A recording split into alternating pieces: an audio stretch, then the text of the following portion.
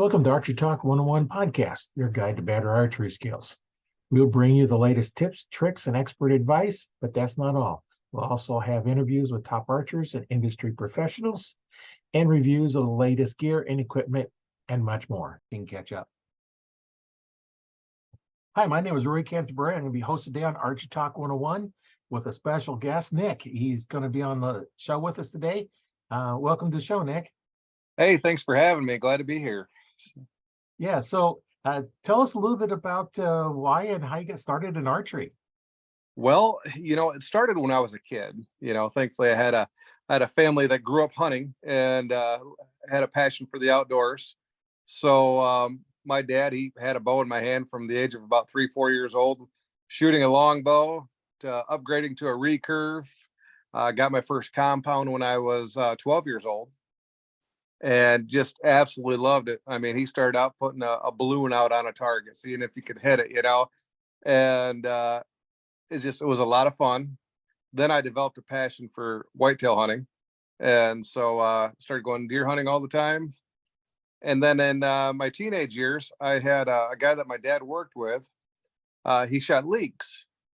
And that particular year, he didn't have somebody to partner with. And I asked, would you want to shoot archery leagues with me? 3D archery. I'm like, man, that sounds awesome.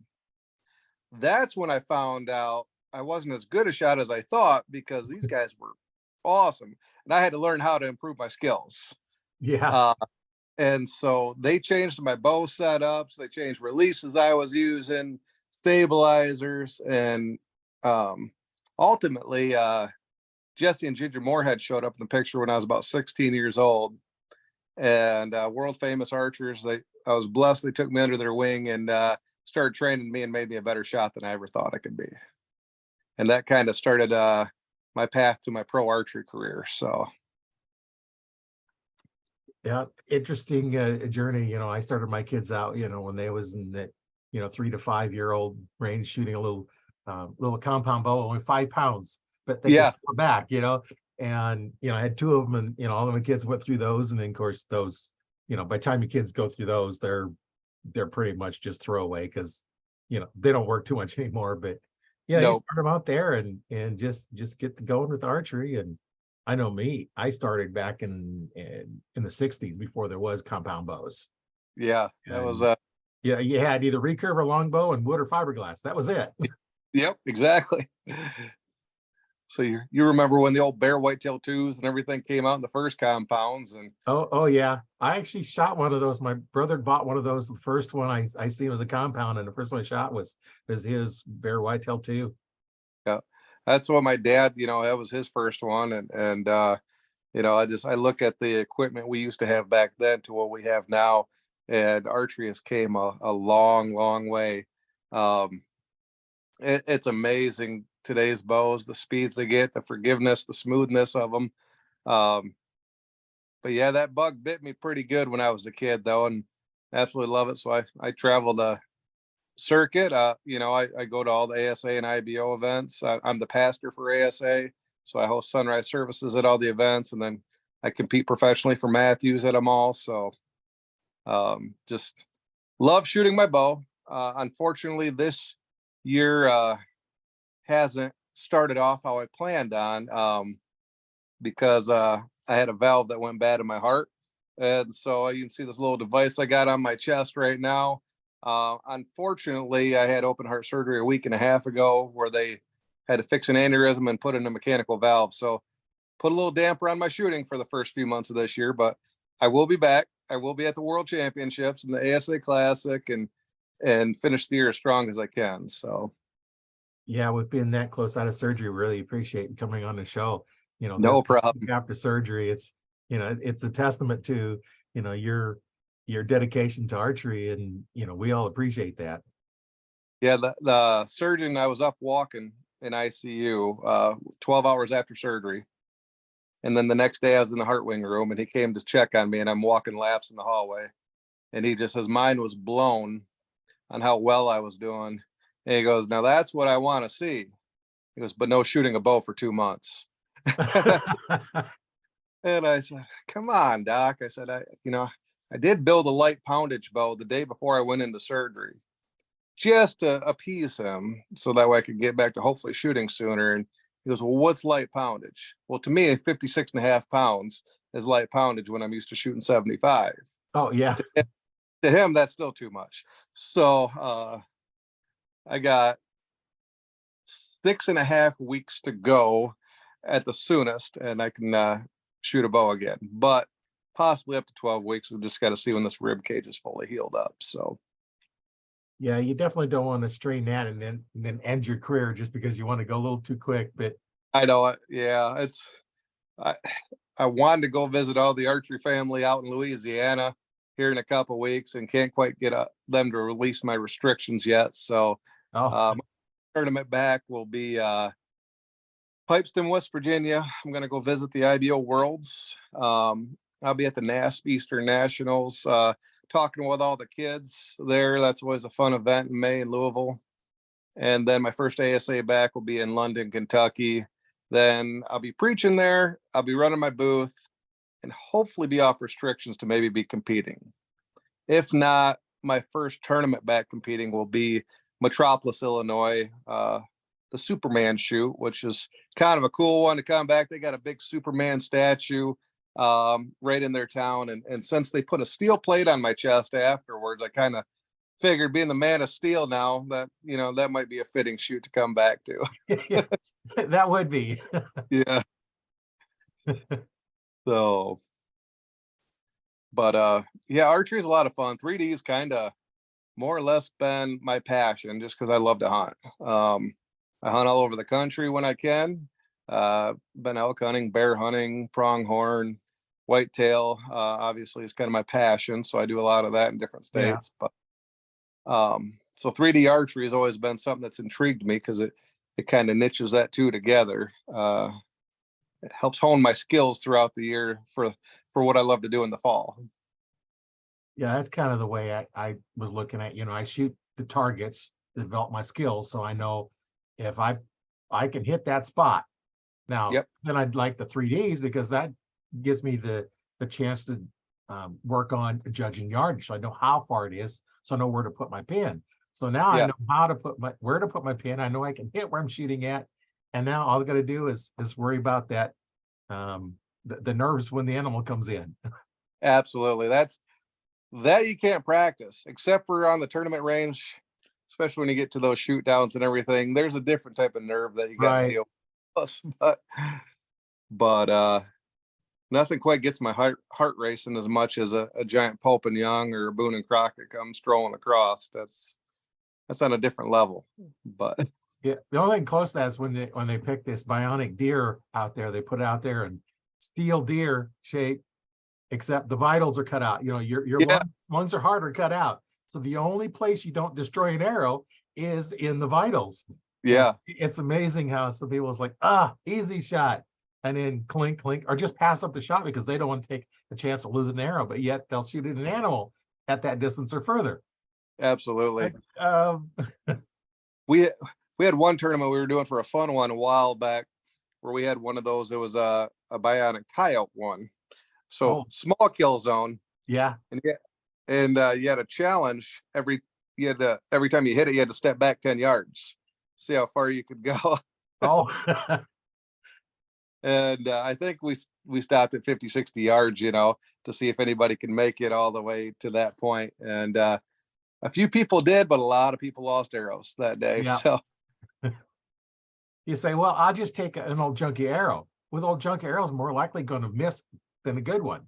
Yeah, exactly. I don't have any junky arrows. I kind of got to the point where if it's junk, it's throw it out. Right. So, but I'm also blessed with Black Eagles being a sponsor. So, so it kind of helps. Arrows. Yeah. But yeah, I know when I was shooting aluminum arrows, I'd buy a brand new dozen right for hunting season. And then I get them all fletched up and ready. And then I would shoot them, make sure that the broadheads are flying good. And then I didn't shoot them in practice. Exactly. The season was over, the broadheads off, and I use those. And it's amazing. By the end of the year, before I buy a new dozen, how big the group is. You might be able to keep it in the the 5 spot, you know, on the Mhm. 5 ring on there, but you can't keep it in that small X ring. You get a new dozen, it just tightens right up. Like, of course, they're aluminum. So every time you shoot an aluminum arrow, it weakens the spine, but You know, and I'll tell you the reason I don't keep a junk arrow around anymore. It stems from years and years ago. I used to. I always used to have one in my quiver, and it was my critter arrow for when I was hunting. I oh seen a yeah. cop, something like that. It was an arrow that I'd grab out. Well, I got in the stand early one morning, and I had 5 good arrows and 1 critter arrow in my quiver, and it's dark, and I'm popping an arrow out and getting on my string ready for the day, not thinking nothing of it. And here comes this beautiful buck at 25 yards. And I pull back and shoot, and my arrow zigzags around and flies over its back. And I said, "What in the world happened there?" And I looked, and it was that junk arrow that had a little bend to it. Oh yeah. And at that moment, I never had another one of those. And I made sure every arrow that was ever in my quiver, whether it be in the range or in the woods, you know, was 100% true to where I wanted to hit. Yeah, I know one time I was at an indoor 3D shoot, and you know, I just had, you know, I'd grab them out randomly, and I was like, seemed like one of the arrows would always be off. So I was all right. So I started spinning them on the way, pull them out and spin them. I had one that was bent. I got Hmm. shooting the bent one, didn't know it was bent, so I moved to a different spot and don't use it no more.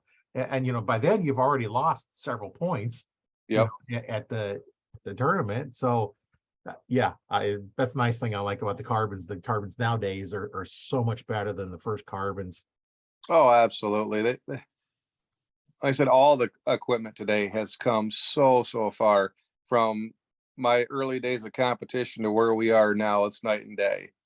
And the funny thing is, I shot phenomenal scores back then. So back then, I feel I had to be a much better shot than what I do now, because those bows weren't as forgiving. Those arrows weren't as forgiving as what they are now. And I could remember I could keep about a nickel size group at 70 yards with my equipment back then. And I don't know if it's age creeping up on me or not, but I have a tough time doing that now. Uh, Yeah, so I'm not as steady as I used to be, so I have a little more challenge when I'm going out trying to shoot and keeping a, you know, good tight group. And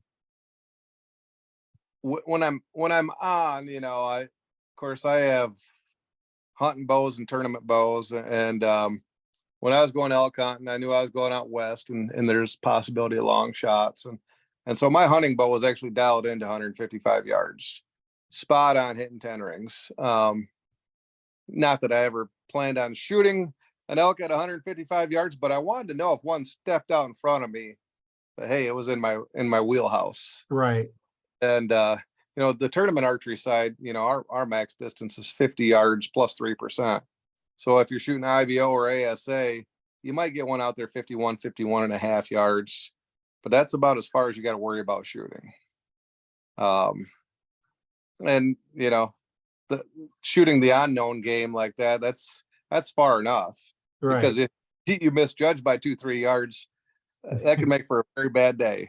Yeah, So yeah, yeah, and that's what a lot of people don't understand a lot too. I think is, you know, how big is your group at 20 yards? Are you grouping, you know, a 4-inch group as well? All you can do at 20 yards, you know. So what's your effective range to shoot? It might be 10 yards.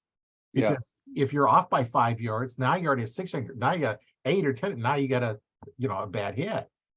You know, that's why it's important to keep those group tight and shooting the different ranges. I know absolutely. when I was shooting at the indoor range, we'd go back to 40 yards. Line was at 20. You go back to 30. If you went and stood back by where the door come in where the elevator was, you could get out to 40. And Okay. I always start off with shooting at 20, and then I go back to 30 and then go back to 40. And if I move back up to 20, the next thing I know, I'm destroying arrows. So Yeah, I couldn't shoot in single spots. I just always shoot the 5 spot, you know, that way I don't have to worry about wrecking arrows because they get expensive.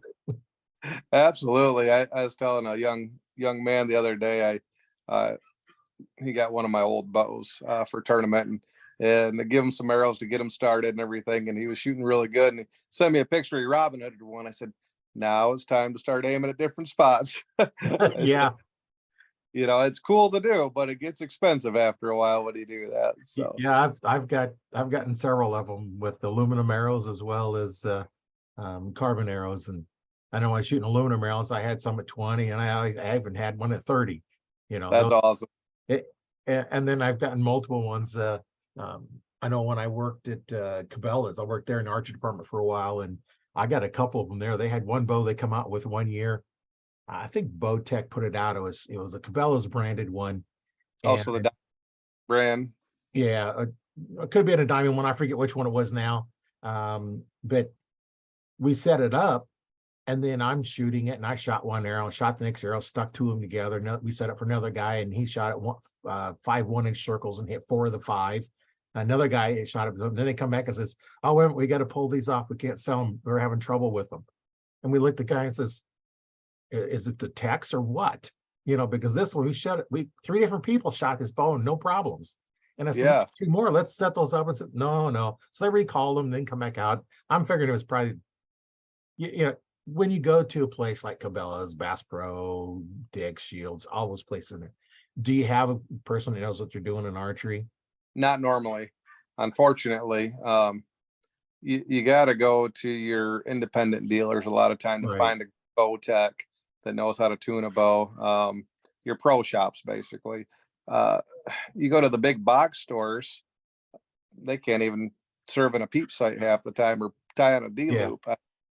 Now, fortunately, when I was at Bass Pro, that I had many years own loan shop for a while. One of the guys in there, he worked another shop. So, between the 3 or the 4 of us that was in there, we probably had close to 60, 80 years of experience working on bows. That's awesome. That was unusual. Yeah, exactly. I left there and went to Cabela's, and then I was teaching the guy that was in charge of the department what to do on a bow because he didn't know. And then one of the guys that worked with over at Bass Pro, he come over there, and so then we had there, and then I left, and then he eventually left, and I went at one time, and I talked to the guy, and he says, well, he'd shot a bow when a kid. He actually applied to get a different department. He said, we haven't opened an archery. He'd shot a bow before. And they come, it's like, no, I just need you to unlock this cabinet. I want to see this release. They're like, no, I forgot more about archery than you'll probably ever know. Yeah. And that's the tough thing when people that get frustrated when it comes to buying a bow or getting set up properly is they go to some of those stores that have zero knowledge and, Right. and hire some professionals, but they don't. And so people are buying bows that are not set up for them. The draw length's way too long. They're not timed. They're getting told, "Oh, this works for it," and it's sad, but that's why I try and encourage people to buy the bows at the mom and pop shops, your pro shops. Most of the time you can find somebody with some knowledge at one of those. Unfortunately, there's a few of those that I've been to that people wanted to start a bow shop that probably should have went to school first. Right. I feel if you own an archery shop, you should know everything about tuning a bow that needs to be known, like with everything that you're selling. So if you're selling Matthews, Hoyt, Bowtech, it don't matter. You should know the ins and outs of every single one of those bows if you're going to be selling them. Yeah. When I got my store, I spent a week down in PSE down in Tucson, Arizona, going to their dealer school, learning all kinds of stuff. Back then they had steel cables on your bows, like the Nova bow. I sold lots of those because they had 3 different draw links in them. There's 3 different ones. And I'd carry 2 in right and 1 in left and all the 3 different sizes. And that's why the last year I had the store, 40% of my bows are left-handed. No kidding. Why? Because I stocked them. Yeah.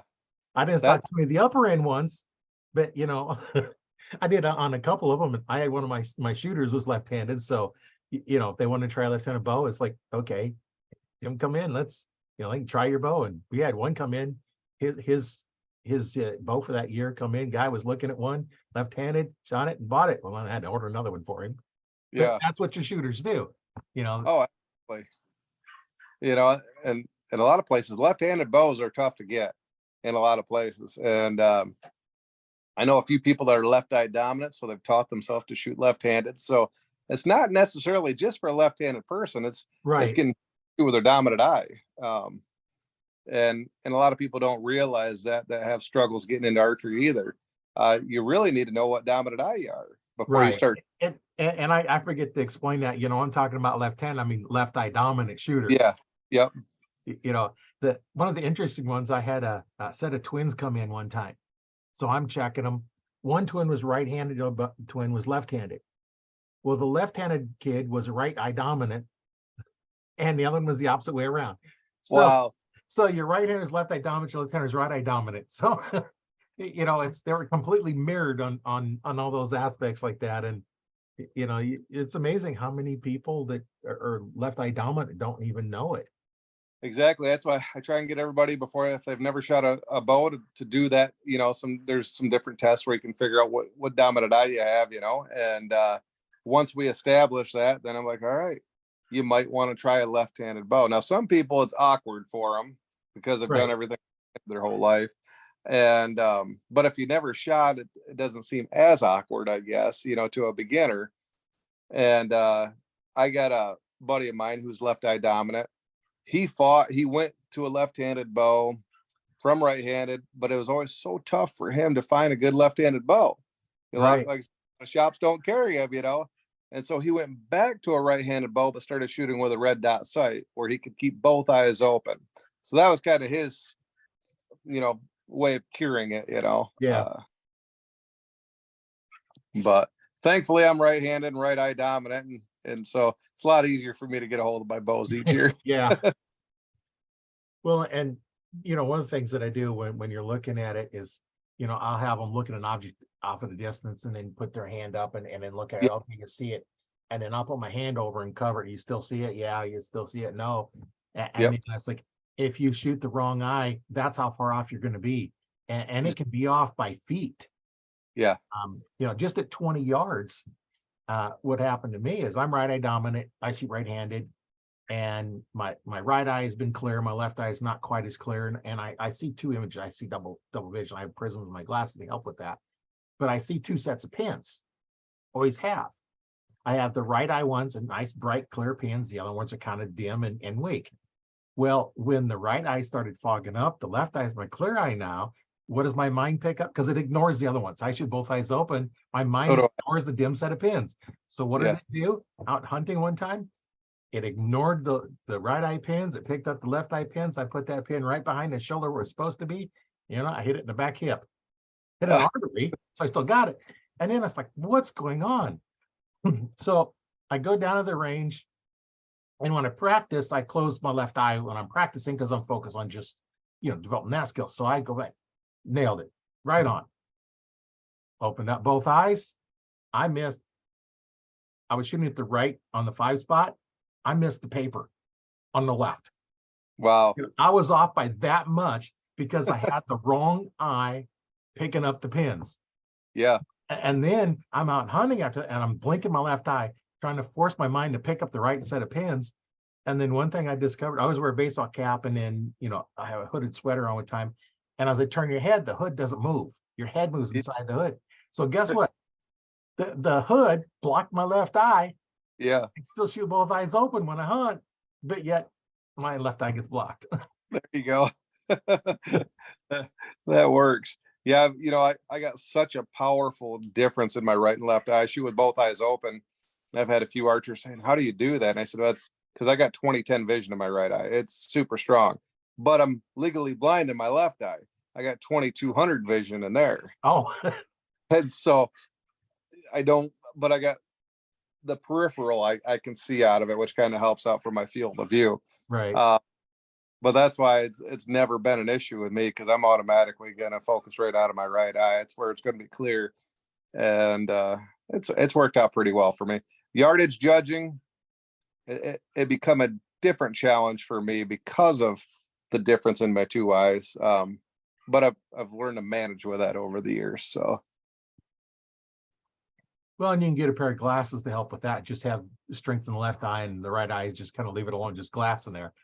I did that for many years when I was younger, and then finally had an eye doctor that told me not wearing glasses was keeping my right eye stronger. So I kind of went that route and went back away from the glasses, just because that 20/10 vision is pretty nice to have. Right. So now if that ever changes, yeah, we'll have to figure that out. I'm sure in a few years I might be noticing some of that when I get closer to that senior class. Yeah, yeah, your eyes kind of go on the wayside sometimes, and it's like you shooting 150-yard shots. Like Yeah. I can't see that far. I can't Yeah. see clear enough, so I'm not going to take a shot like that just because it's too hard for me to see. And when I look at my pins, it's kind of weird. I don't know what it is, but I got fiber optic pins. I got like 4 of them or 5 of them. I forget now, Mhm. but when I'm looking at them, normally a fiber optic pin, you're going to have like a red dot or a green dot or yellow dot. I Yep. don't see a dot. It looks like there's a black hole. It looks like a donut, a red Oh, donut. So now they're weird looking pins anyway. And yeah, so yeah, I'm not shooting over about 40 yards anyway. nothing Just wrong too with hard to shoot. in hunting. Most of your shots are 40 or less. Right. Especially if you're hunting any type of woods, swamp area. Most time you're not getting a long shot. I mean, the longest I've ever harvested an animal, I shot one buck. It was at 70 yards. I knew I had no problem making the shot. My bow was dialed in for well beyond 100, and it's just one of those perfect opportunities. And I smoked him, and he went 20 yards and fell over. So most of the time, I like to get him in closer. Right. Now go out west. That's a different game out there. Those guys are used to taking long shots. It's nothing for 90, 100-yard shots on pronghorn out there. It's crazy. Yeah. I shot my pronghorn at 60 over a water hole. So I guess, that was kind of a closer shot on one than what most people get. Yeah, they're kind of a tough animal to hunt because you really can't spot and stalk them because they're out in the open and they see you way before you see them. Yeah, it's a lot of fun though. I did both. I hunted over a water hole. One day we went spot stalking, crawling up the side of mountains, hiding behind rocks, and every time I'd get on my knees to draw it on one, they'd kind of seem to catch me right before I could get the pin settled on them and take off. And it was a fun afternoon of trying. But yeah, Right.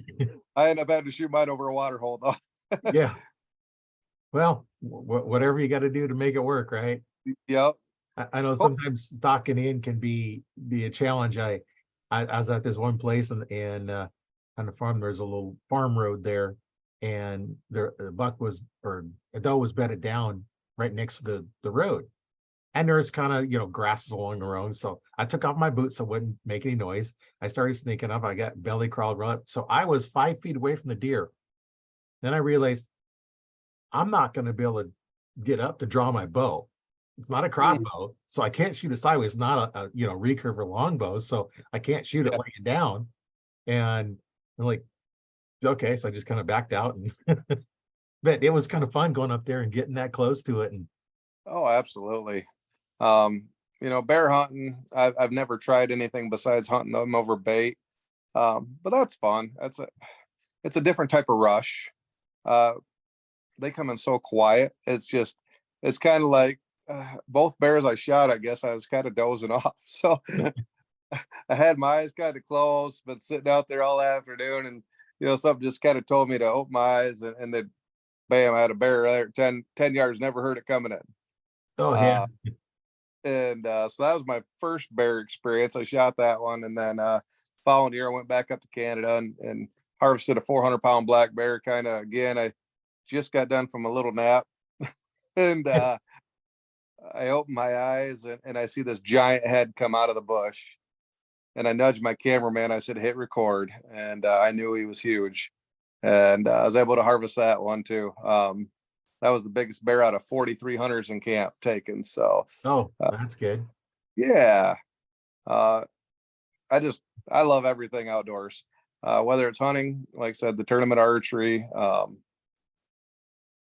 just getting out into God's country. That's Yeah, why we have our ministry. It's called God's Country Outdoor Ministries.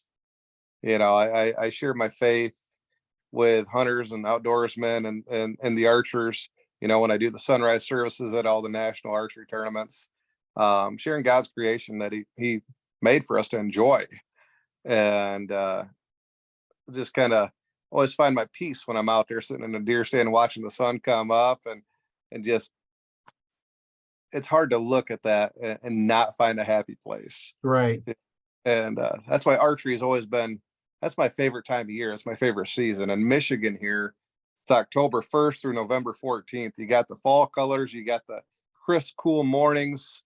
Everything's beautiful. Now you get to the end of November, you might have a foot of snow on the ground. Mhm. It's its own, beauty in a way, but that's the time of year I'm kind of want to get next to the fire and warm up a little bit anymore. Yeah. I'm getting a little soft the older I get. So Yeah, we have tons to do that. Nice thing with the snow on the ground, it's easier to track and you can see your footprints. yeah, absolutely. So that was one of the things I remember growing up as a kid. Opening day gun season, November 15th. Everybody always prayed for snow, because that way, if you shot a deer, you could got that nice blood trails a lot easier to follow and just Oh yeah, and that snow, yeah, it's easier that yeah, way. yeah. And so, which we've had a lot of days, mid-November with snow, and then we've last few years it's been kind of mild though. A couple of them we had rainstorms, which is kind of a difference. I don't care to hunt in the rain on a downpour, but if you get a good mist going on and just got that overcast, ooh, that brings out those big boys. Yeah, they feel a little more secure coming out. Yep. I know that reminds me of the time it was rainy out, and my hunting buddy at the time was wanting to go, and I really didn't want to go hunt in the rain because it's kind of pain to track them. And Yeah. I'm thinking it's like, okay, if I don't go, he's gonna sit in my tree stand and shoot a nice deer out of my tree stand. So I went. So guess what I did? I shot a deer out of my tree stand. Go. And then it was raining enough that there wasn't even much blood trail. So I give some time and got down, and I'm following the footprints and see a little bit of blood here and there. So I know which footprints to follow. And I basically follow the footprints to the deer. Yeah. I had a buddy of mine, kind of same scenario as one of those rain days, and he don't get a chance to hunt very often. I said, hey, let's go out. And so I took him out. I had a 2-man stand. I took him out. I said, I'll just run camera tonight. And one of the nicest bucks in the area came right out 30 yards, and he smokes it. And we were hunting a big open bean field that it just fell over in the middle of. So we didn't have to worry about tracking. It's kind of nice when you can see him go down like that. Yeah. Um, but then it started downpouring, and we had a half-mile drag afterwards. So Oh, yeah, it was one of those fun experiences. About 11 o'clock at night by the time we got done. And yeah. we're Those are no fun in the rain, but you know what? Your reward is all that good eating. absolutely we between my son, myself, my wife, and I got 2 other children. But between the 3 of us, we harvested 8 deer last year. So Oh, we like to keep the freezers full, or the canners. I can a lot of the venison. oh yeah. Uh, yeah, just it makes for quick, easy meals. Pop a top, warm it up, and you're good to go. So we try and can about 2 to 3 deer each year doing that. And then we like to make a lot of venison roast. Put it in the crock pot, let it slow cook all day. And Some just potatoes, carrots, onions.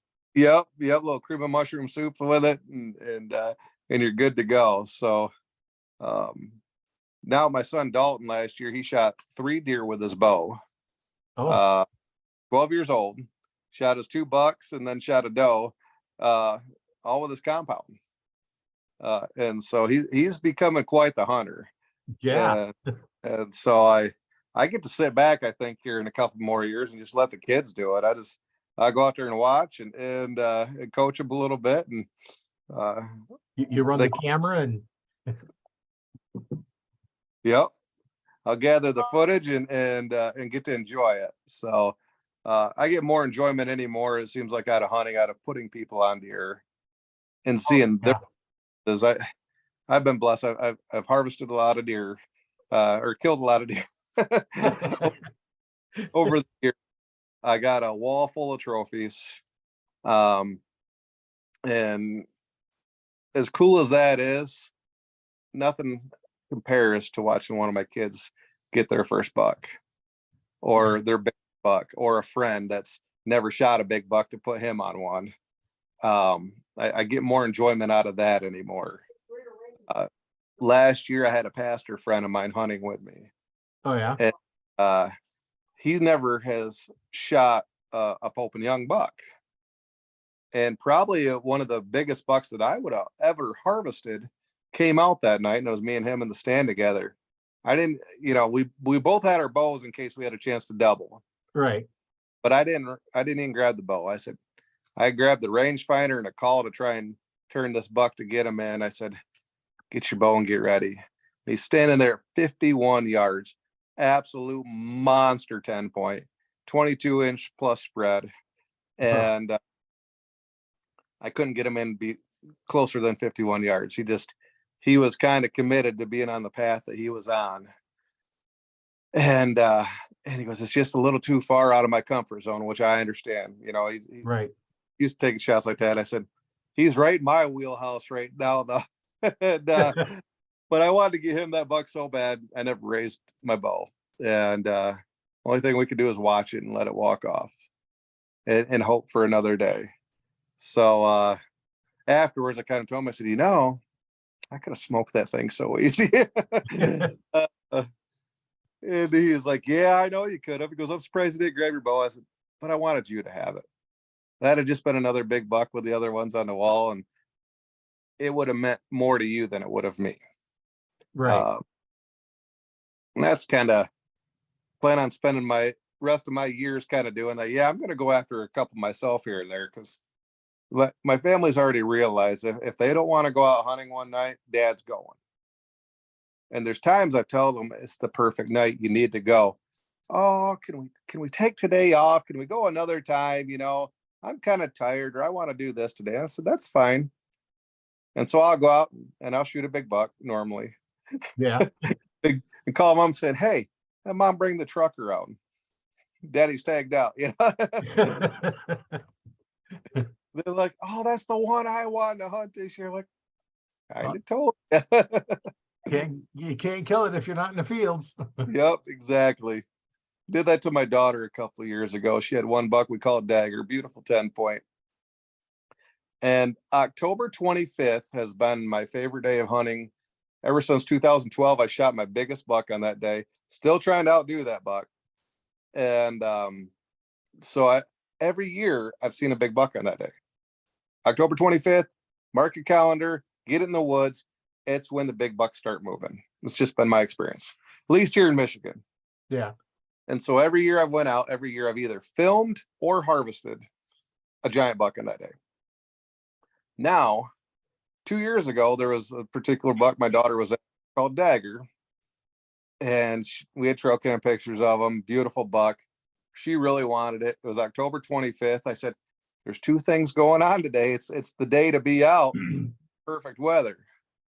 And she didn't want to go out that night. So I went out and shot him. And I got out the stand 10 minutes later. He pops out. I grunted him. He came in on a string. And that was the end of it. And the following year, had an opportunity to outdo my biggest on October 25th. And a tree limb glanced my arrow and unfortunately hit him in the back hip. Oh no. And I did not get the artery. That was a heartbreaker on that one, because he was an absolute monster, pushing 180-inch deer. And in Michigan, you don't see a lot of those. And he's still running around out there, but I'm still after him. I just, I got to get him. And then this year, this past season, October 25th, my wife finally listened to me and she went out hunting. I went to another property, though, that we have a lease on, and she saw my target buck walking up to my stand as she was sitting across the field, and she couldn't believe her eyes how big he was. And so the one time he walked up to my stand all season, I was hunting a different property. But hopefully this year I'll get another crack at him before he starts going downhill. He's 7.5 years old now, so he's kind of at that peak right now. He ain't gonna get any better. No, they don't last too much after that. No. But I'm excited. I'm fired up. I'm gonna go chase some turkeys here in a couple weeks. Even though I'm still healing up. I'm on a 10-pound weight restriction right now, and I can't shoot a bow right now, but I can lift a sniper light mission crossbow up. And so I got to cheat a little bit this spring, but I feel it'll get the job done on some turkeys anyway. Well, and I pretty much comes up every podcast almost, what is archery? Yeah. A stick with a string flaying another stick. Yeah, exactly. That's a Exactly. crossbow. That's a longbow. It's a compound. It's a recurve. Yep. And it's been, unfortunately, it's controversial. Sorry, I can't talk. With so many people like, oh, you shoot a crossbow, or oh, you shoot this, or you shoot that. That's not true archery. Well, it all is a form of archery. Crossbows have been around forever. Oh yeah, during the medieval times, that was. Yeah, medieval times. I'm all for somebody going with any legal form of hunting. For the traditionalist, if that's how you choose, go enjoy it. Right. We should be bonding each other together and never tearing each other apart of what somebody chooses to hunt with. I've killed deer with compounds. I've killed deer with crossbows. I've killed deer with guns. I've killed, and so if it's in a season and I can get out and enjoy it, I've got to go do it. Right. Last year, I shot a giant with a crossbow just because I wasn't planning on hunting that day. I went out to a buddy's house, and I had a friend that was up from Georgia. He was interested in a new crossbow, so I wanted to show him one that just came out. So I brought it over there to kind of just show him. I said, hey, do you want to take it out and hunt with it tonight? He's up there in age, so that's all he can hunt with anymore. Right. Don't allow him to pull a bow back. And he goes, that's really nice. He goes, but I'll just use the one I got tonight. He goes, aren't you going to hunt? I said, well, I didn't bring my bow with me. I said, oh, he goes, well, you got that crossbow right there. I said, well, I guess, yeah, I guess I could, but I wasn't really planning on it. So I said, yeah, I'll go out, I guess. And I had my hunting clothes in there because I was just going to sit with him and film. Right. Yeah. But instead I find myself spot stalking around the woods, looking for a spot to sit down and take a nap with a crossbow in my hand. At the time, my dad had just had open heart surgery, so I've been up at the hospital for 2 weeks. Kind of things were kind of touch and go for a little bit, and so I hadn't hunted a lot at that moment. And I left the hospital early enough just to visit with some friends, that afternoon. And so I went out there and I found a few different spots, and I kept sitting down. I said, well, none of these spots are going to work. This ain't comfortable. I can't take a good nap right here. Thinking about a nap, not hunting. Yeah. And so I finally found this big stump and had this pile of rocks next to it. And I said, I think I could lay against this, get me a good nap, and got a good view. And so I brush all the leaves off of it. And as I'm brushing the leaves off, it's like, hey, it kind of sounds like a deer making a scrape. And I had a grunt call with me. So I'm brushing leaves up, brushing more leaves up. Next thing you know, here, coming right into me. Giant 7.5-year-old, 21-inch wide 8-point. Charging it 20 yards, stops broadside when I smoke them. I said, well, I wasn't planning on that tonight, but it worked. Yeah, it's when you least expect it. Exactly. Yeah.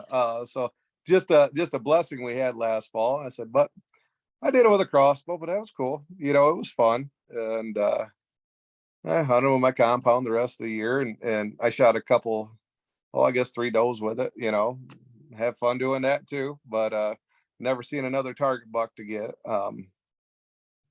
And Michigan is a 2-buck state, but it's been 10 years since I've shot in 2 bucks in one season because I'm pretty particular on the ones I harvest. I'm pretty fortunate to get 1 Pope and Young normally every year.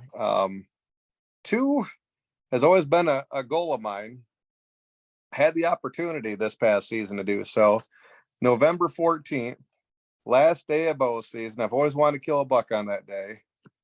And I had my opportunity with 3 different bucks. One at the beginning of the season, I said I had a shot, but that was prior to being down to one tag. Yeah. He come in. I was playing with cell cameras this year, so it's kind of a neat thing. My cell camera goes off, so I'm looking at my phone, knowing what buck's getting ready to come into me. I said, man, that's tempting. And I had my bow in my hand, and he came into 40 yards broadside. And I just couldn't get myself to pull the trigger on him. I looked at him, I said, I think one more year, and then I'll harvest. Yes, it is just kind of, I've already shot one buck this year, and I was still after my particular target buck I was hoping to see again.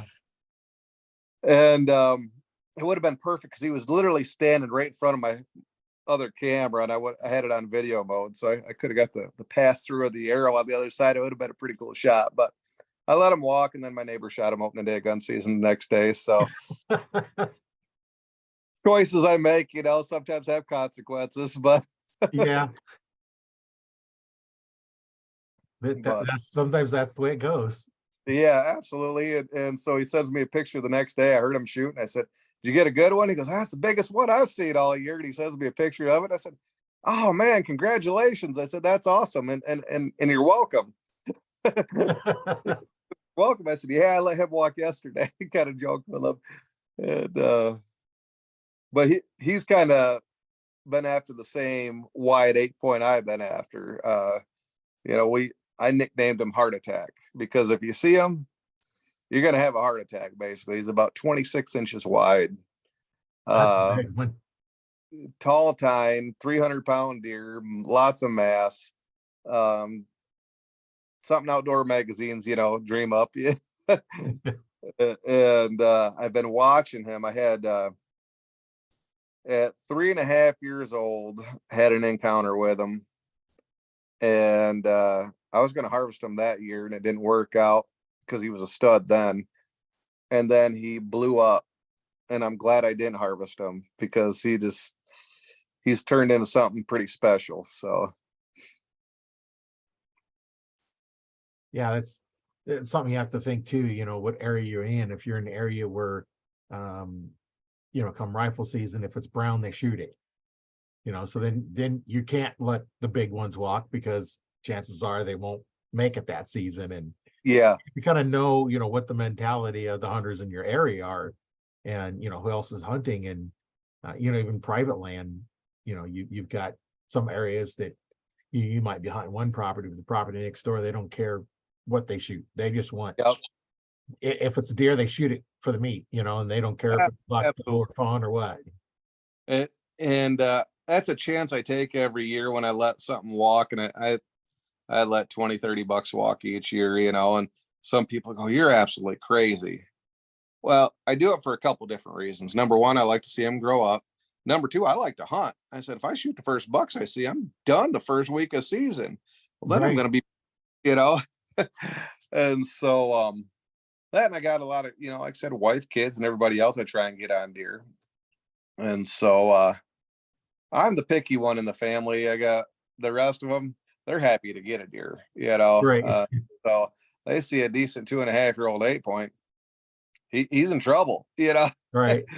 And I'm fine with that. I've never judged anybody for what buck they shoot, whether it be a little spike or fork horn or a 170-inch 10-point, it doesn't matter as long as they're happy with it. I just, I'm blessed in an area that has some pretty good potential, and even the neighbors that don't care per se, they don't shoot a lot of deer, they shoot maybe one for meat or something like that. So yeah, go ahead, shoot whatever you want. 90% of the deer are going to make it though, and so there's a better chance of seeing something a little bit bigger next year. So yeah, well, especially if you're seeing that many bucks come by, then there's a chance that you're going to get a good high percentage of them are going to survive. And yeah, so I'm blessed with an area that has a backwards buck to doe ratio. We got about a 4-to-1 bucks over does. It's insane. Wow. And everyone's like, well, what's wrong with that? And I said, the rut. When you don't have a lot of does, my bucks all leave, they're looking. So I don't shoot does behind my house for that reason, just because I want to keep the few that we have around to Right. keep some there. Then I got other properties where it's the opposite, and you go out there and see 40, 50 does in a night. Those are the properties that's where I go do my meat hunting on, and we'll Right. harvest 6, 8 does off there each year. And just trying to help balance the herd as best as I can, you know. Yeah, they do the same thing in your fishing worlds, you know, when you have your bass limits, you know, some will have a 21-inch limit and then they'll lower it down to 15. And you know, Yep. a lot of the bass fishers, they start complaining. It's like, well, what are you doing? What are you doing? It's, well, you have too big a fish, you don't have enough food. And then so you have to reduce them down and then you increase the food. It's a balancing act. And the same thing Absolutely. you're doing, where you have a high number of bucks, shoot only butts, high number of does, you know, shoot the does, and Yep. you know, get that balance out there, and it's going to make the herd even better. Absolutely. It's all about a healthy conservation of the herd. And I feel we do our part pretty good each year with it. And so far everything's worked, and hopefully it continues to go that way. Well, and then too, when you get, you know, you get a buck that has kind of deformity or something in there, a weird growth pattern or something, unless you want to encourage that, that's the one you take out, get that Yeah. that gene pool out of the mix, and you know, that way it makes everything a little better, and you know, get rid of the Absolutely. small skinny ones and the ones that are not the best shape, and Leave the healthier, good genetic bucks to breed. Like right. we had one doe that we kept alive for 7 years that we know of. She had triplets every year. Oh, And every year it seems like she always had like 3 button bucks. We'd watch those grow up, and their first set of antlers would be like a nice 8-point, you know, at a year and a half old. And then at 2.5, they were really nice 8-point, you know, that most people couldn't let go. And it's very important for doe genetics to be out there too, right. because you can take a great buck with a mediocre doe and get a decent buck, or you can take a mediocre buck with a great doe and get a great buck.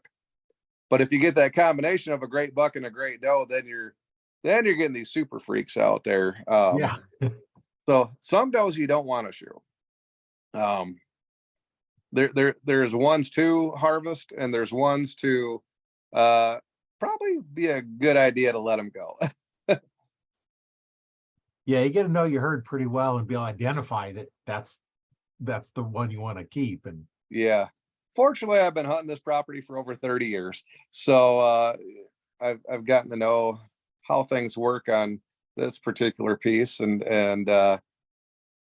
it's helped out. You know, if somebody new came in, didn't know, it definitely probably changed things up a little bit for right. sure. That's nice. You've been on hunting for so long, and that way you know the property, and you know how to take care of it, and the landowner definitely likes what you're doing. Yeah. I- it's funny. I'll bring somebody over to hunt with me, and I'll say, go sit in this stand, and I'd show them.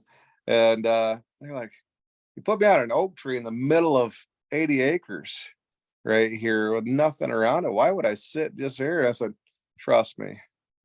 And you know, I didn't put them in the swamp. I didn't put them in the woods. I didn't put them in, you know, in this pinch point. I put them, and they said, why do you got to stand there? I said, because 90% of the time there's a heavy run trail, and those deer just walk right by it.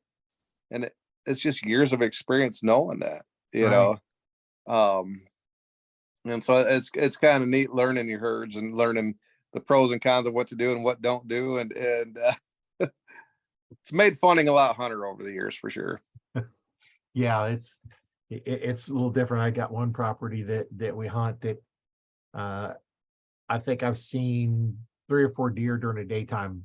You know, last year's season, I caught one on a trail camera during the day. Everything else is middle of the night, or there's one spot they come in just before shooting time. Yeah.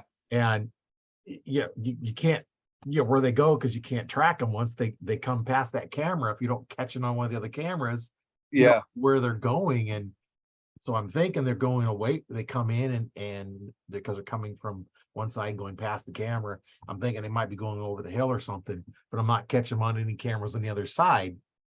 Yep. You know, when they're coming through at you know, 10 o'clock at night to 3 or 4 o'clock in the morning, you can't hunt them. I know it.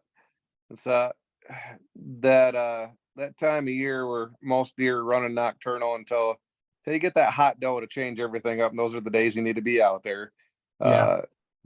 Because you got that 1 to 2 weeks where it's really special, and all your nocturnal bucks start coming out in the daylights. And of course, I work a lot of scrapes that time of year, try and get a stand set up over there because those bucks are going to be hitting them. They're going to be chasing, and so. But yeah, I'm always looking for my early season spots, my rut spots, and my late season spots where I'm going to hunt. Because late season, you're gonna tend to go to those food sources because that's where they're going to be hitting. So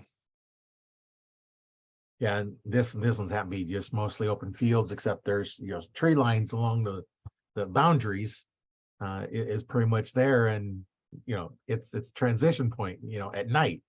And yeah, I know last year we went in and we seen 2 of them come in, and my son got one right away, and I wasn't even at my tree stand yet, and come running over the top of the hill. I was like, I'm not even ready. I'm just getting my stuff off the 4-wheeler, getting ready to walk down to the place I'm gonna go sit down and hunt. And here comes this deer running across. And when we pulled in, we seen 2 of them walking in the field, and got in there, and sure enough, he was able to just go up and take one right away.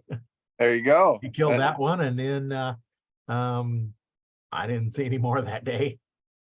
That's the only one I seen. And those days happen. yeah, What part of the country you normally hunt? eastern part of Nebraska. Eastern Nebraska. Okay. Never hunted Nebraska. That's one of the states I haven't checked off my list yet. But Missouri was one I've whitetail hunted a lot. That's a special place. Northern Missouri, kind of get those Iowa carryover bucks, Yeah. and they grow them pretty big over there. Kentucky has been a favorite spot to go hunting over the years. I took my son to Kentucky in October of this past season, and wanted him to get his first out of state buck. So I said, well, I'm not even going to hunt until he, shoots one. And I bought my tag and got him his. And, he shot 3 deer last year, 2 bucks and a doe. But going to Kentucky, we were hunting some pretty big bucks. And buck fever kind of got the best of him. And Yeah. he unfortunately missed 3 different bucks with his bow in Kentucky. So I didn't hunt, but I enjoyed watching him have those opportunities and get all rattled up on some of the biggest bucks he's ever seen in his life. So it was kind of a neat time.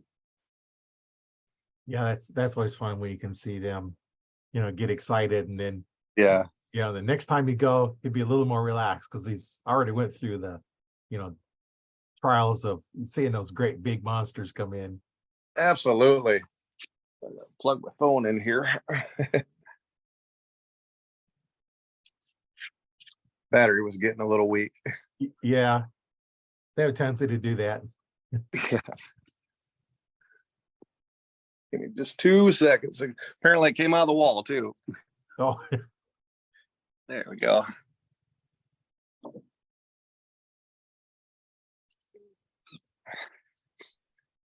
I don't move around quite as fast as I'm used to, but I'm getting there. yeah. I just got to watch how well or how much I bend certain ways. So, Oh, yeah. Imagine that. That doesn't feel good if you bend wrong. yeah, I'm so blessed to be able to bounce back as quick as I have already. Less than 2 weeks after surgery. A lot of people are still in the hospital at this point, but I just, God bless me with an amazing strength through it all. After 2 days, I was pain free. Oh, that's good. Yeah, the only pain I really had was that first night in ICU, which is to be expected.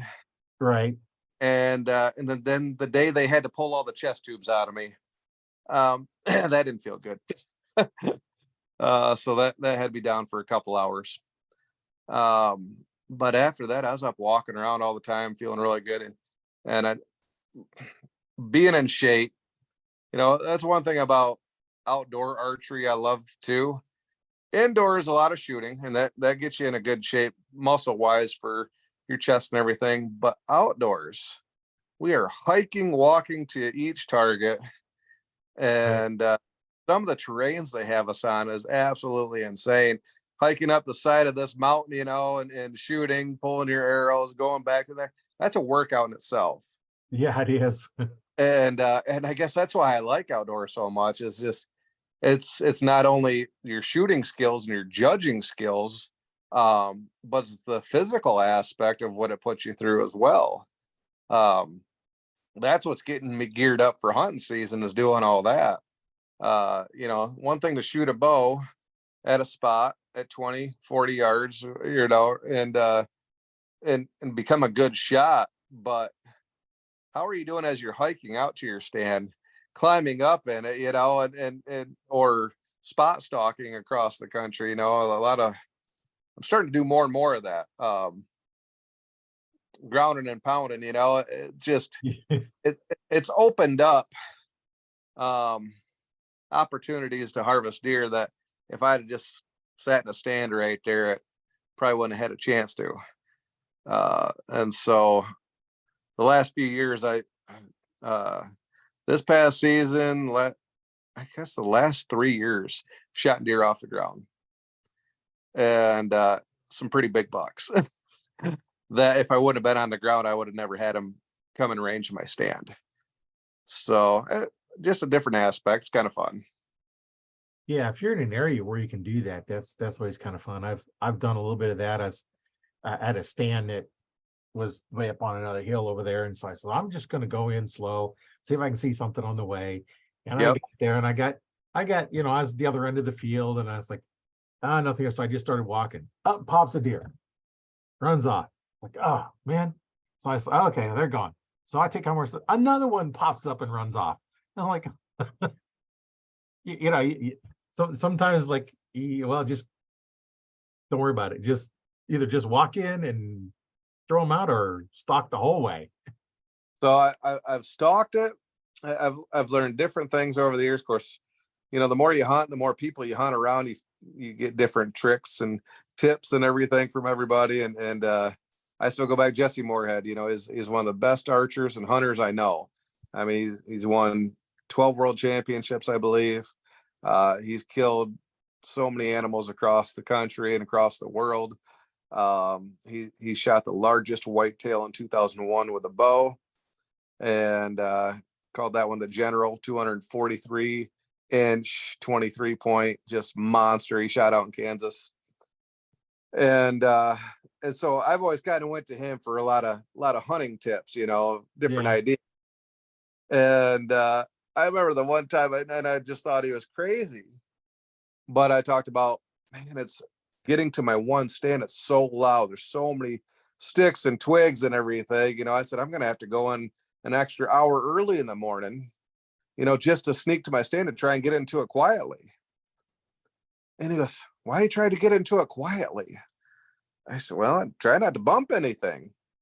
He goes, if I were you, I would run to that stand, hit every stick and branch you could on the way there, and get there as quick as possible. I started thinking for a minute. I said, what? He goes, trust me. He goes, what is stalking through quietly, trying to not make a noise? He goes, a predator. He goes, does a deer sound like that going through the woods? I said, no, not really. Deer make quite a bit of commotion going through, so do squirrels and everything else. Just try it. So I did. I said, why not? What do I got to lose? I was hunting in northern Missouri. So I grabbed my bow that morning and grabbed all my stuff, and I booked it right through that woods. Lucky I didn't fall on my face. I was jumping over some stuff and made all kinds of racket, climbed up into my stand, raised my stuff. Within 2 minutes, I had a herd of deer come running in right behind me, gathered all underneath my stand. It's still pitch black. I could just see them underneath the moonlight. And they all followed me in, just kind of milling around there. I'm like, wow, that's kind of crazy. So I guess I got different theories of that. Now I used to think you had to be so quiet. Now I'm like, well, if I'm in a hurry to get to my stand, I'm just going to run out to it and get to my stand. So Yeah. Well, you don't sound like a predator or sound like a human, that cadence in there. And when you listen to squirrels in the field, they'll scurry around a little bit and stop, move around and stop. And there was one time I was out, it's right at, prime time in the morning for the deer to come through. And I heard this awful racket in these reeds that was about 100 yards away from me, making all kinds of racket. And I'm thinking, who's the inconsiderate hunter out here stomping through the reeds at perfect time?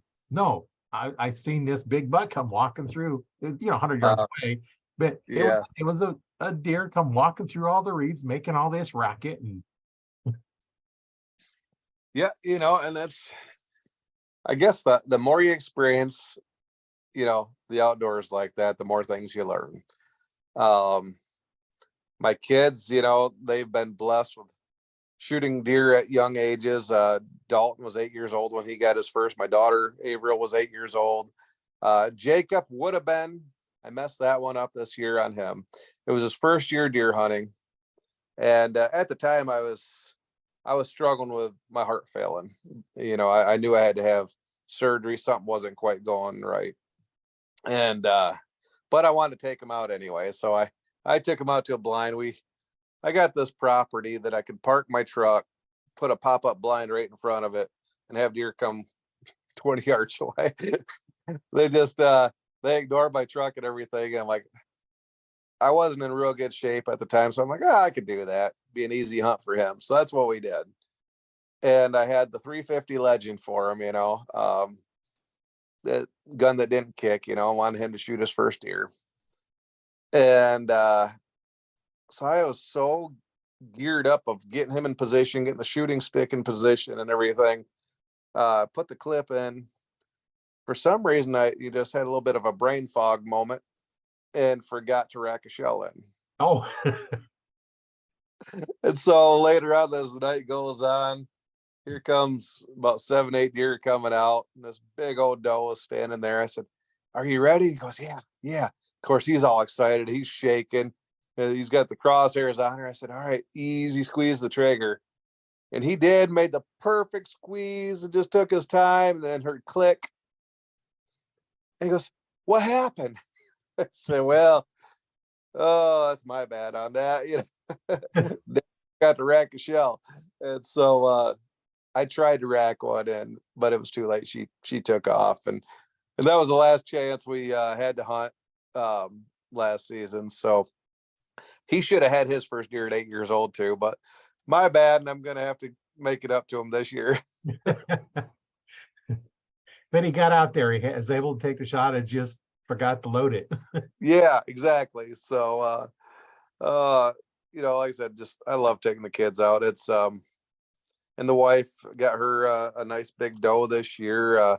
She's been wanting to get one of the big bucks I keep harvesting, but she at least shot a big doe and provided some meat. So that was a good thing. And I said last year was kind of crazy. I didn't hunt as much as I normally do, just because different things going on with the family. Unfortunately, heart issues was a big thing of last year. Yeah. That carried this year, and mine I've known about forever, I guess. In 2018, I had a total heart failure, where they had to put in a pacemaker. I lost all the electrical system in my heart. And then they told me then that my valve was bad, but not at the point of needing replaced. It's not a matter of if, it's a matter of when.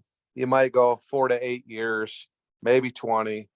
We just got to keep an eye on it. Well, I got the 5-year warranty, I guess, because this year after your test results are like, "How you been feeling lately?" I said, "I get fatigued a little bit, but I've always pushed through." I was still competing. I was still, pushing myself to the limit. I said, "Well, you've been in heart failure since July." So I was actually shooting the world championships while my heart was failing, and still able to continue to push through on that.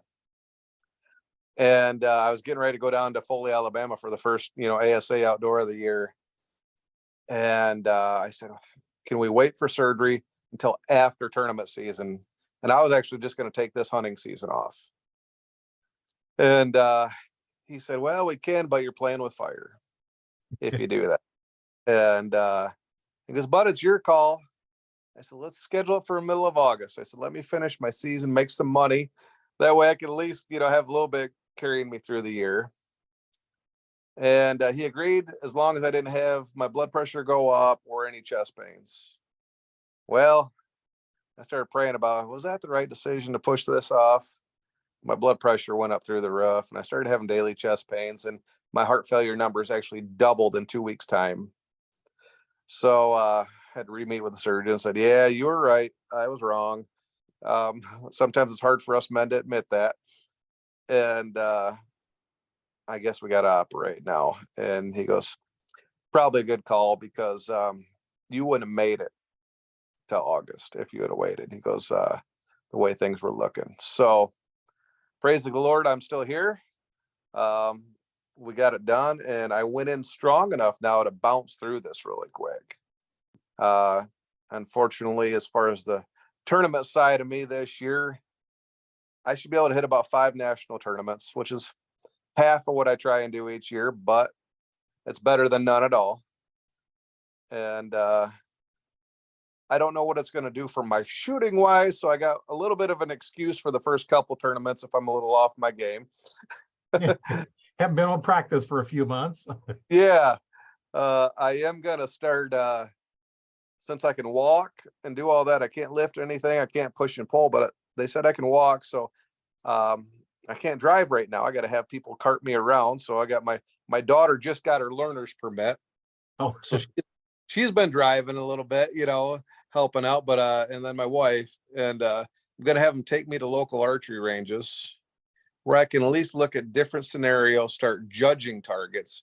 Might not be able to shoot them, but I can go spend the days looking at them and get my walking in. So that's kind of the plan over the next couple months, is to at least make sure my numbers are good for when I come back. right. And hopefully my shooting don't leave me. It'll come back. Sometimes they come back better, because now any bad habits you had, you can break them much easier because you haven't been doing them. And it's like, okay, here's the process, everything going through there. And that's when you start back. It's like, okay, have somebody watch you. Yeah. Just have somebody watch you, even if you video it and send it to somebody and look at it and give you, critiques right away before you get into some of the bad habits you may have had. Yeah. So, we're going to come back stronger and better than ever. And if I win a world championship at the end of the season, I said they'll make a movie out of that one. So, but, I go against the best of the best. I shoot open pro. So I'm going against Levi Morgan. I'm going against Dan McCarthy. I'm going against Jack Walls. I'm going against, everybody that's got multi-world titles. And that, over the past 5 years since I've been back, I've had my name on the leaderboard along with them all. And there's days that my name's above theirs, but at the end of the weekend, they seem to have theirs on top. They're hard to beat. A little more, because they may have a little bit of an off day, but their off day is better than most people's good days. Exactly. And that's, I swear Levi's got the built-in rangefinder in his eyes. He's gifted, and he spent a lot of his younger years working toward that, where he didn't have to work at it anymore. That's one of the things that once you develop that skill, you just got to sharpen it a little bit, but you don't have to work that hard at it. That's the thing. Just last year is the first time I got a rangefinder. Everything's just estimating it, and I haven't even really used it too much. Yeah. Last year when I ended up going out rifle, I did because I wanted to set up for a little bit longer shot. My rifle set on dead on at 200 yards. So, I needed to get far enough away that they'd have a chance to come out of that spot that they were coming out at too early in the morning and getting somewhere. And I wanted to have a, chance for that long shot. And absolutely. So I used that, but it's these rangefinders they're kind of nice. Yeah. Especially for somebody trying to learn, it's like, okay, you're going to guess the yardage, and then you're going to make the shot, and then we'll range it and see what it was. Exactly. And that's the best way to do it. A lot of people will guess the yardage, then range it, then take the shot. That doesn't help you for judging. No. Because then you're going based on, sometimes it discourages you on judging. We have something built in us naturally where if you have all the confidence in the world that it's that number, then shoot it for that number and believe in it. And subconsciously, we could be a yard or two off and still hit our mark. Right. Everybody always thinks, oh man, you had to have judged that right to the T or within a half a yard. That's not always the case. It's believing in your number, or it's having a really good game plan where if you're struggling between a couple numbers and you're like, well, it might be a couple yards hot on that one, or that target I tend to judge a little hot. So then say, all right, I might call an upper 12 on that just to be on the safe side. If I, still aim where I'm going to aim, but call an upper 12 just in case it does rise. And so that's one of the things in 3D archery is you learn what game plan works best for you and you stick with it. My days where I'm judging really good, I'm within a yard. I'm happy with that.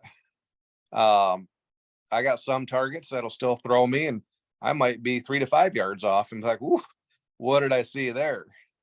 But the best way to work on it is to go out there and believe it, judge it, and shoot it. And if you hit your mark, don't range it afterwards. Just believe your number. It's when you miss your mark, then you're like, how far off was I? That's all right to do. But if you hit your mark, don't even bother clicking the rangefinder on it, because archery is 90% mental. Right. And you got wrong. So yeah, and if you depend on the electronics, say you're out there, you're walking through, you see this deer come out, and you have to make a decision. Okay, how far is this a shooter? Yes. How far is it? You judge the yardage, and then you drop. You can be judging yardage, right? Get right. You're going through your drop process. You have time to use a rangefinder. Yeah.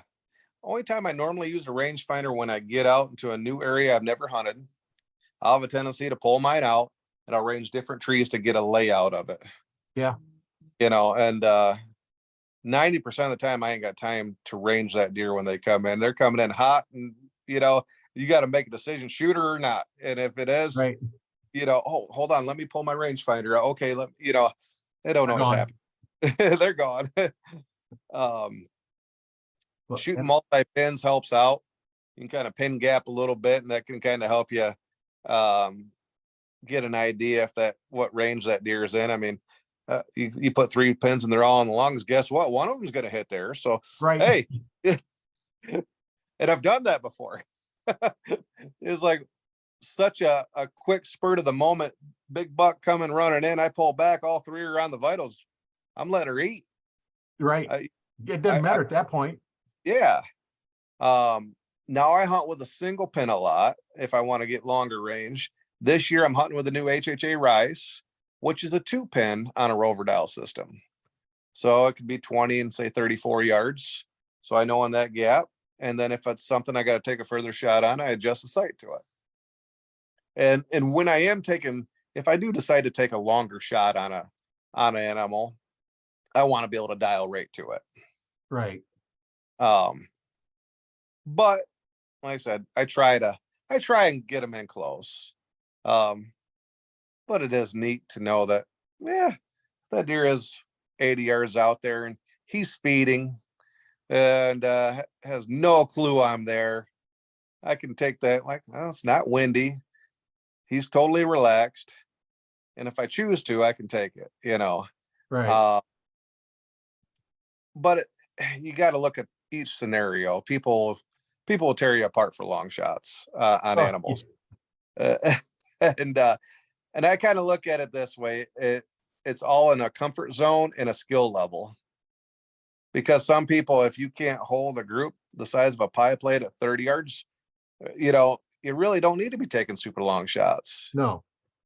But if I can hold a group, because my average is the size of a baseball or less at 100 yards. So why not? Right. And that's because I spend my days shooting. I mean, when I can, and I have the best equipment that you can ask for. I mean, everything is top of the line. I'm very blessed with sponsors on that. That helps. Yeah. I mean, every bow I shoot's a $3,000+ setup. So I got the best of the best. I made sure it's 100% tuned and it's ready to go at those. So it's different for everybody. Some people's comfort zone is going to be that 40 and in, 30 and in, and that's totally fine. And if you've never shot beyond 30, 40 yards, you shouldn't be shooting a deer beyond 30 or 40 yards. Yeah, that's kind of what I was going to say. So what's your longest one that you can shoot at and hold, you know, a 3-inch smaller group? I'm like, well, that's your max range. Yeah, exactly. And I can consistently do that at 100 yards. 155, I was holding softball size when I was sighting in for that. Not all of them were consistent. They were really close. Sometimes it's spread out to more of a pie plate, you know, but and then that there's a lot of variables when you're going that long a distance. You got a lot of wind. You might not know, you might not have a breeze right here, but 100 yards down there could be a breeze kicking in through Right. somewhere. So it's got to be the proper scenario for those. I had a show called God's Country for a few years, and it was a hunting show, faith-based, and one of the hunts I shared on there was moose up in Alberta, Canada. Oh yeah. And Jesse Moorhead and his cameraman were the ones doing the hunting, and Jesse took his bow, shot a big beautiful bull moose at 117 yards right through the heart. It went 40 yards and piled up. And then he hands his bow to the cameraman, grabs the camera, as there was another bull out in the field at 96 yards. So the cameraman, using Jesse's bow, shot the other bull at 96 yards that piled up on film. And they were working that scenario. That way they only had to have one bow in the field, or one bow in the field. And if they ever had a chance to double, they knew they could do it with the same bow. And they were practicing at 150 yards. That's good when you can be that close in draw length and draw weight. You can shoot and yeah, you know, have everything set up so one person can shoot, or two people exactly. shoot the same bow. It doesn't always work like that, but you know, that was a scenario where it worked for both of them, and that was one of the coolest hunts we ever aired. So yeah, that is pretty cool when one shoots one and you switch, you know, from camera for the bow and shoot another one. Yep.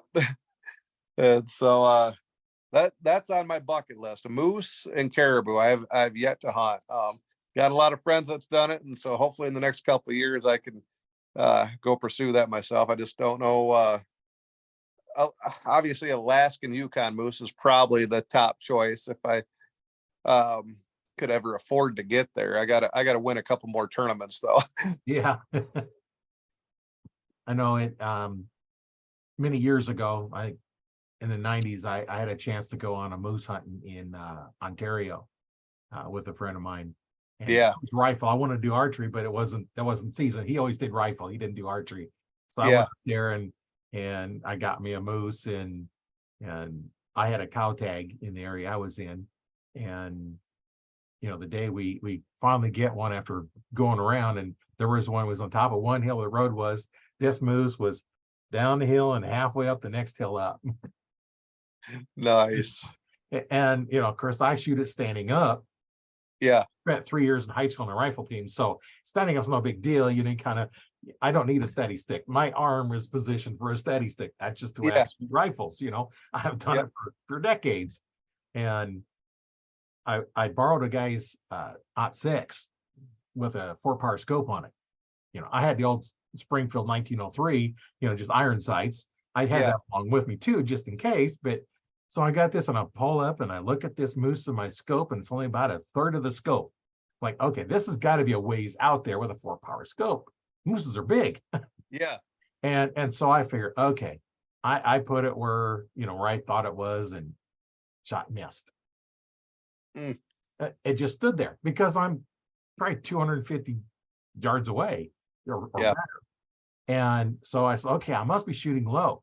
So I put it on the spine, you know, crossers right on the spine, right above the heart lungs, and shot. And this time it kind of jumped, walked a little bit. It's like, man, I must be really off on my judging my yards. I'm a bow hunter. You know, I'm used to 20, 30, 40 yards. You know, I can judge those, but you know, the 200, 300 yards, I wasn't doing it. So I raised up even higher. So I was about the height of the head. shot, it fell over dead. Oh, wow. And I was like, okay, it must have been a lot longer. I get up there, I find no bullet hole. I couldn't find a bullet hole in it anywhere. I found one little bitty drop of blood, about maybe an eighth of an inch diameter spot. That was it. There was no, Wow. just fell over. And I thought, what is going on? So next day we field dressed it, no bullet hole in there. I couldn't find one. So next day when I'm taking all the hide off, I finally found the bullet hole right at the base of the skull. Really? Wow. I was way left. And then I happened to think, when I was sighting it in, I was sighting in, 100 yards and I was off slightly to the left. Ugh. Well, At not this, thinking, wow. off by, an eighth of an inch at 20 some yards at 300 yards is off by, feet. Yeah. Oh, that's what I was doing. I was okay on my distance. It just, I didn't sight scope in right. Oh, that happens sometimes. We all Yeah. get humbled. Yeah, now But I've got a little bit better at doing that on my new one. I got a Browning X-Bolt Knot 6, and being a reloader, I've reloaded, and I was able to do that for my Knot 6, the 180 grain Hornady, oh, nice. and I put, going to indoor range. I got a 16 power scope on it, and I can crank it in, 16 power, at 20, 25 or 26 yards where the range is. I can put the crosshairs in the middle of the hole I just shot. So I got it sighted in. I put 3 shots in the same hole. You can see little bitty ridges around it. And then Nice. worked up a load for my 270, and you couldn't tell there's more than one shot in it. It was just the exact same hole. That's And so awesome. now I know I'm going to be on that one. And I'm Yeah. going to be doing that is at 100 yards, I'm high. At 200, I'm on, and at 300, I'm low about 3 inches. So I'm about 2 inches high. So I'm anywhere out to 300 yards. I put them where I want to go. And like on the podcast we talked about earlier, the last one to come out, the projectile is going to be rising and then dropping. So it's going to Yep. pass your pin sight twice, once on the way up and once on the way down. Same thing with archery. Yeah. A lot of people, ASA started doing it last year a little bit. IBO, I think, did on a tournament or two, where they would throw us in this target at 2 to 7 yards. Oh yeah. And for people that's never shot anything like that, they don't know what to do. They're like, well, how do you set your sights at 2 yards? And for me, I know at 2 yards, I got to set my sight at like 70 Right. to mark it too. I was actually at a tournament, and I had a program that would calculate all that stuff for you. And I says, okay, Yep. 5 yards, shoot 70 yards. Yeah. And it's like, why shoot at 70? Well, then when you think about, we talked about there, is the arrows at your mouth, your sights and your pins are at your eye. Yeah. So now, I did that. It was on a raised platform besides, so it was about 5 yards out and was up, I don't know, dozen steps. So it was up probably 10 feet. So I'm leaning against the rail, bending over. Finally got that pin there and didn't shoot. And now that I was leaning so much, I had to have help to get back up. I was leaning so far over. But I put a 70-yard pin where I wanted it and shot. Nailed it. You definitely got to make sure you have your cut charts ready for those situations. Right. I remember I was working with my kids prior to this tournament, making sure they were ready from 2 yards all the way to 10 and knowing what they had to do. And I neglected on making sure my new bow setup that I had it on what I had to do, because they weren't doing this stuff to us at that time yet. And then the next thing I know, throw a 7-yarder in there. I'm like, I said 7 yards. So then in my head, I'm trying to remember, I didn't have my cut chart with me. Like, what did I know 2 yards is this, 3 yards is this, but what is 7? And so I had to take a guess, and you can get humbled really quick on a 7-yard target. Right. When you shoot underneath that 12 ring and you shoot an 8 at 7 yards, that's a sick feeling. Right. And so close. yeah. The weird part is that people say, well, I'll just sight down the arrow. You ever shot that way? Well, no. So how do you know how you're going to do it? Yeah, exactly. So I made sure after that to always have my cut chart with me. That's one of the things I won't leave without, because it might be one tournament a year. It might be 4 or 5 tournaments a year. They'll do something like that, to you. Shooting in the pro division, my average is 35 to probably 43 yards for about half the targets. And then you got your bombs out there, 47 to 51 yards for a lot of them. And then to see one under 35 is pretty rare, but you might see 1 or 2 a tournament. So you kind of get used to that range that you're used to shooting. But lately they've been trying to mess with people because everybody's started getting used to that range that we were, so you start Right. judging, that's another 39 yarder, it's another 42 yarder, and you start getting kind of used to that. And then, you can tell when it's the bombs, it's going to be the smallest target in the darkest hole, and they're going to stick it out there at 51 yards 90% of the time. Right. To me, it's like the Wolverine. If I see a Wolverine out there at an ASA shoot, I'm automatically just start dialing my sight down toward that 50 mark. Then I'll take a look at it and see how close it is. But where they mess me up is when they don't put it out at that bomb, because I'm like, man, now I don't know. Like, I got to look at that at a whole different angle. It used to be out at the 50, put it out at 37 or 38. And Exactly. So they do a really good job setting these courses, though. They make us work for it. There ain't a pro out there that didn't work hard all weekend to shoot the score they did. Just some of them, there's a little bit of fortune that comes on your side. Sometimes you're just in, sometimes you're just out. right. And I've had some of those weekends where I just was missing that 12 ring by 1/8 of an inch. I was just underneath, just needed to add a half a yard. Wasn't quite hitting them. Then other weekends you're just barely getting them, and those are the ones you want. Yeah, better just barely get them than just miss, right? Absolutely. The payday's a lot better for sure. Right. Well, when you're on that, using it to generate some income, Yep. That's a different level. And a lot of the listeners here aren't even near that. They're just worried about, okay, not losing their arrows, to be shoot. And what would you say to them that it's like, well, I can't afford all that, $2,000-3,000 equipment. What would I, how can I compete, and what should I be doing? Well, that's where you get in a class that fits you. So they got novice classes out there. Bow novice is one. It's a known distance. An ASA, IBO has a non-known distance bow hunter. They're a 30-yard class where your average shot's going to be 22 to 25. You're in your comfort zone, and as you start developing your skills, we're like, man, that's class seems pretty easy. Well, then you can start going the following year and get stepping up to something maybe a little bit further distance. And don't think you need the best of the best. Get something that you can afford to get you out there shooting. And then there's always times to upgrade. As time goes on, something that you're going to take more serious, then you can start, hey, I'm going to put a better rest on. I'm going to run a blade rest, a Hamsky Trinity maybe, or hey, I can afford a little bit better bow, and or maybe I'm going to get me a dozen new arrows that all match and have the same fletchings. Yeah. But and there's a lot of people that'll help out. I've given a lot of stuff away over the years, giving people some phenomenal deals that couldn't afford to get it. And the archery community is a big family. Somebody's getting in, there's people that'll help you get going too. Yeah, if you're serious about it and you want to learn, there's always somebody that's going to help you out with something. Yeah. And there's a lot of people like, that, especially the people that are serious competitive archers that have way more stuff than we need. And somebody that's trying to get going.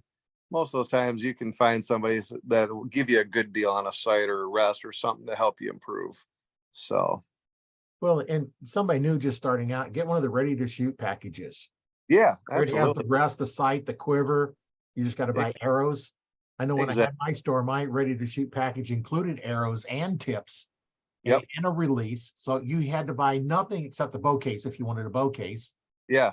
Of which I carried some soft ones, but I didn't carry hard ones because Walmart sold them for $5 more than I could wholesale buy them for, Yeah. and then you pay shipping. So I just didn't carry hard cases because, yeah, why compete? I'd carry, higher end ones that we could get, or the soft cases. Yep. And, start with one of those packages, and it's like, okay, you're going to get a cheap release. If the package I had, it was, one of the real low end releases. And then if you like the sport, start upgrading. Now Exactly. it's like, okay, get a good release, get a good wrist strap or whatever kind that you want to shoot. I wouldn't recommend starting with a handheld, like I see you shooting back there. Yeah. As a beginner, it's not a beginner's release. Yeah. Because there's no way to make sure you don't pull that trigger, because there's really, just drawing back is going to fire it. So Yeah. be careful. I like put my finger behind the trigger when I draw on a wrist strap one. Exactly. There is a couple out there though. If somebody does want to get into a back tension release or a thumb, there's one from True Ball called the Sweet Spot that has a safety on it. So if somebody says, well, everybody else is shooting that back tension, I want to try. Well, this one has a safety on where you can draw it back. Then you take the safety off, then you start working in your shot process. But if you got to let down, you can click that safety back on and draw it down too for the beginner to help them get going in that direction. But yeah, the wrist strap releases are fine. The thumb releases.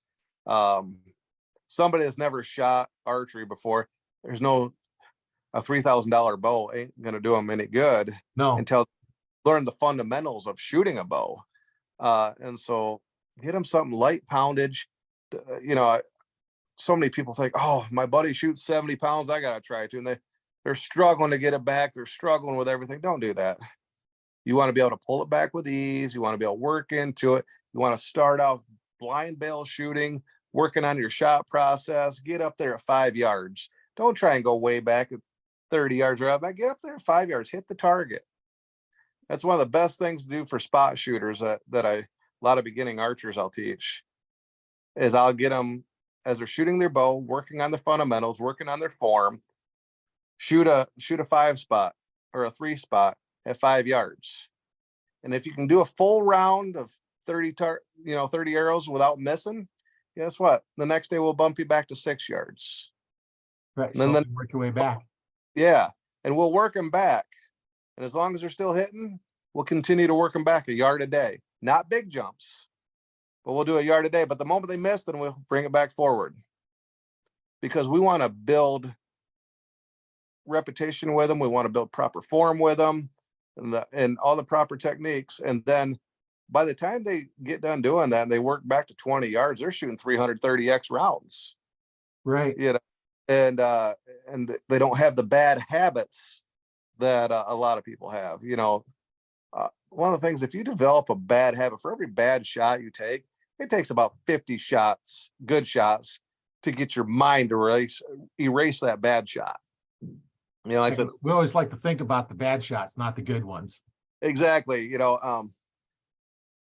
Even if my weekend doesn't go how I think I should score, but if I know, hey, I went out there each day, made 20 good shots each day, 40 good arrows for the weekend, and I made the perfect shot every time, that's all that matters. The score will come if you're doing that. But if I went out there and I only made 35 perfect shots and I made 5 shots where I creeped or I pulled too hard or I got out of my stance or I didn't let down and I had a little dip bang incident, that'll ruin you. Right. Don't allow yourself to take those bad shots. Learn to let down is what I tell a lot of people. Because the moment you fire that arrow, that's going to do something to you mentally. If your feet weren't right, if your shoulders weren't right, if everything just felt off, don't fire the shot. Right. Yeah. When I was first learning back tension release, this is, once you get back the full draw, you start your aim, you start your motion. It should go off in 3 to 5 seconds. That bow should go up. It doesn't, let down because something's wrong. Yeah. And go through it again. And if it doesn't go off, something is wrong. You're not doing something right. So it goes off and it should go off within that 3 to 5 seconds. Once you start pulling through the shot. Yep. And just work with it. And you got to stretch that rubber band. It's that constant push and pull, like you're stretching the rubber band out. Yep. And have that explosion come in. it should surprise you when it goes off, and a surprise shot's always the best shot, Right. and you have that good follow through with it.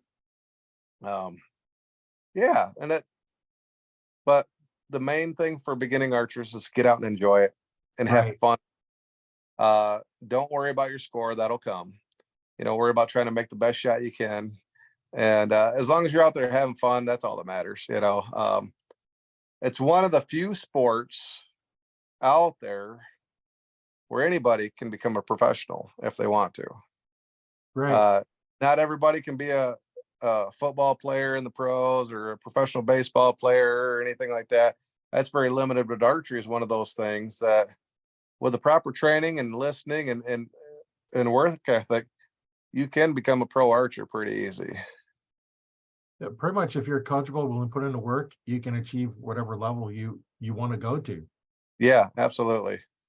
And there's a bunch of pro classes to kind of fit everybody anymore. They got known pro, senior pro, open pro. I mean, there's a hunter pro and IBO or with the pins. And so to kind of fit different people's skill level in those too. So, but stick with the amateur classes because the entry fees are a lot cheaper as long as you can and allow yourself to get bumped up.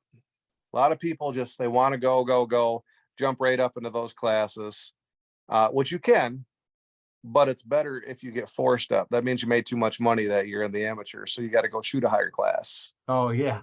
And it feels good when you get forced out of a class that way versus just jumping up and getting in a class that you might not be ready for.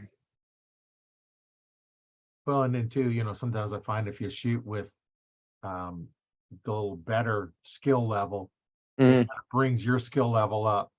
Well, iron does sharpen iron. Yeah. So there is a lot of truth to that. So, well, like they like to say in the financial world, your income is the average of the 5 people you hang around with. Yes. So equating that to archery, if you hang around people that are constantly, in the middle of the pack, you're going to be in the middle of the pack. If you hang around those that are towards the upper scores, then your scores are going to come up. Yep. So, because you're going to learn what are they doing. You're going to see how they do it, what they do. They're doing it right. If you watch somebody do it wrong, and that's one of the things I started the Archer Talk 101 Facebook group for is to help archers develop their skills. And what we want to do is allow them to place to ask questions. Yes. I've had several people upload their video because I'll be in other groups and they'll say, well, how's my form? Yeah, well, looks like crap, but I don't say that. Yeah. But I get comments like, well, practice more. Well, practice what? What are you doing wrong? They're wanting help. So I say, hey, I'm in this group, upload your video and we'll take a look at it and give you pointers. Absolutely. And I've taken guys, with, groups, 6-8 inches, and down to 3 arrows touching. Yeah. I've done that routinely, just by videos. When I first started, the only video was a VCR. Yeah. Oh yeah. The only way you could video anything is on a VCR. And that was, now you got to have the TV and play it back and all that. And so you don't really see it. But, so when I first started teaching, I had to watch them shoot.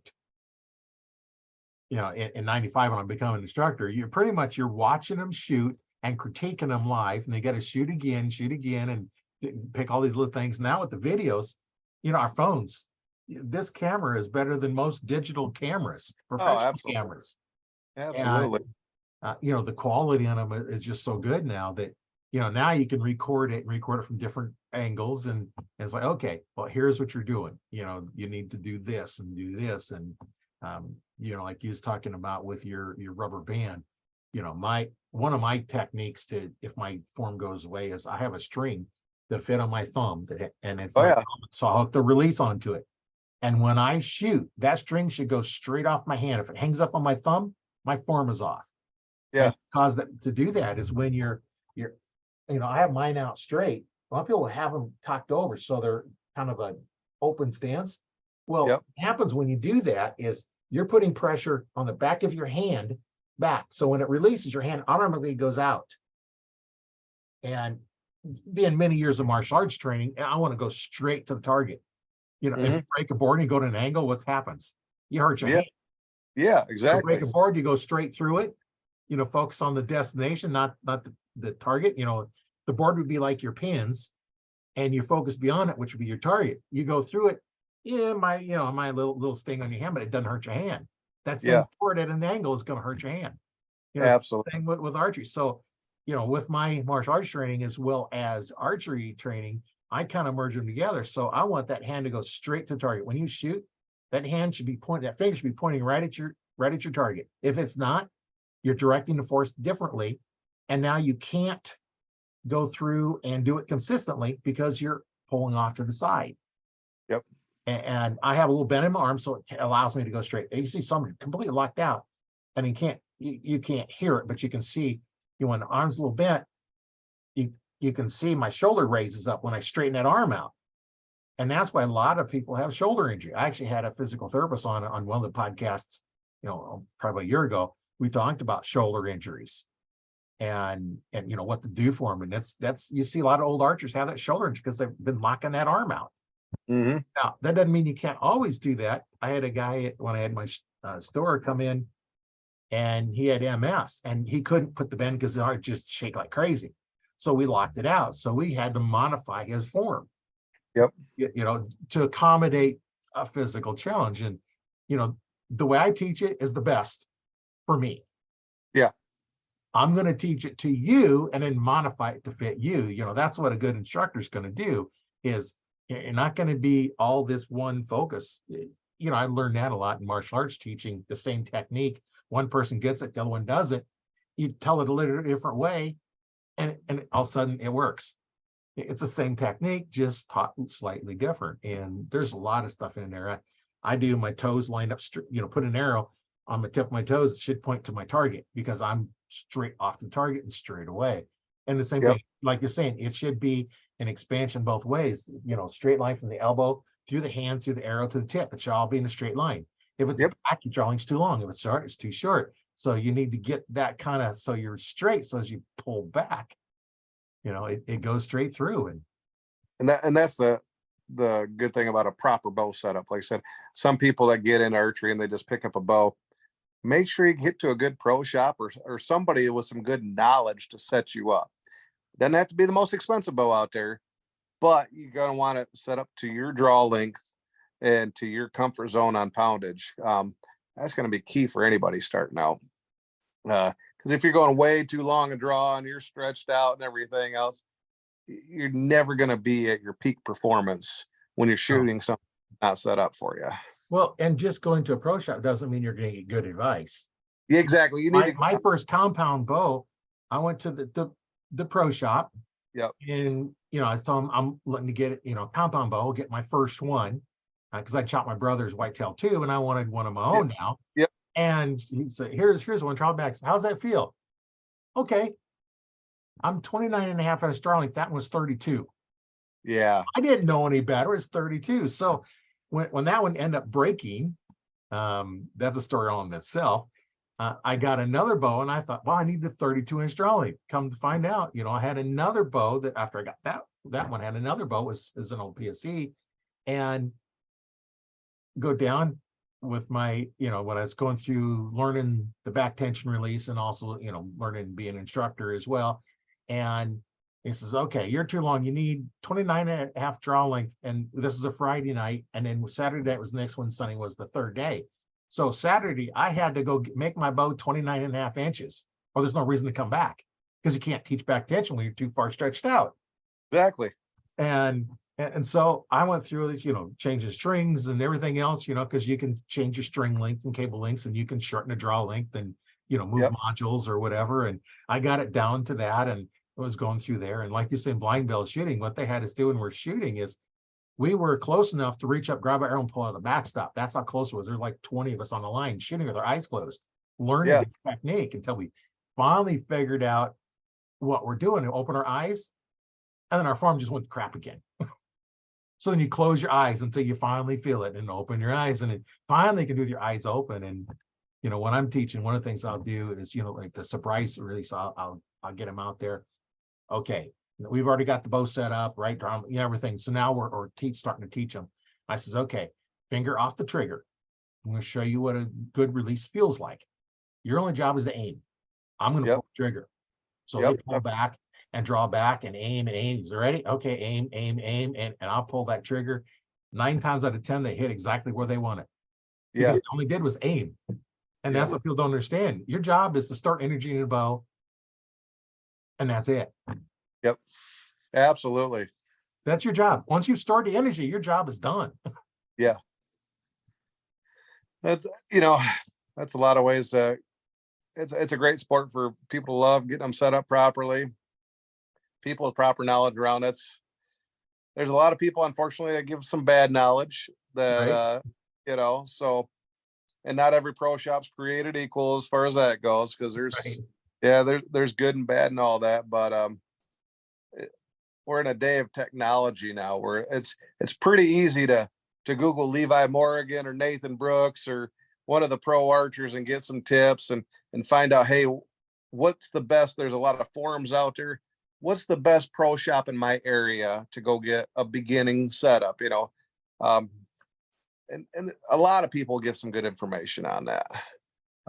It's a pretty good community of people that like to help each other. I mean, even in the pro archery circuit, if I'm having an off day, the beautiful part about shooting as a professional or amateur, most of the time, if you're having an off day, the people you're shooting with, your peers, are trying to help you figure out what's going on. They don't want to beat you because you're having an off day. They want to beat you at your best. Right. And they don't want to just see you fail. And there's been so many times like, man, if I heard something going on in my bow or something was shooting a little left and what's going on, everybody in the group would be overlooking my bow to try and find it out. Right. That's an awesome community. You ain't going to find in any other professional sport out there, somebody willing to help you win. So it's pretty cool. Yeah. And that's kind of a common thing amongst, everybody I talk to is like, if you have a problem, ask somebody and they'll help you out. Like I always say, the only dumb question is one you haven't asked yet. Absolutely. That's a fact. Because if you have a question to ask it, it's not dumb. Yeah. Keep asking the same question, 50 times in a week.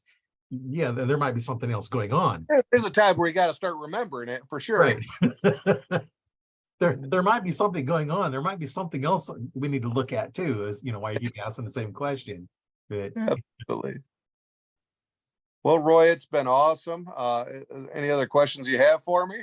Oh no, it's like I just looked at it. It's like we've been talking for a couple hours now. So well, that's cool. It's been a lot of fun. Yeah. That's what's so fun about these talking to archers all over the world. And it's getting real obvious that it's no matter where you go. Yeah. If you're an archer, you're automatically fit. If you've got a bow in your hand, you're a friend already.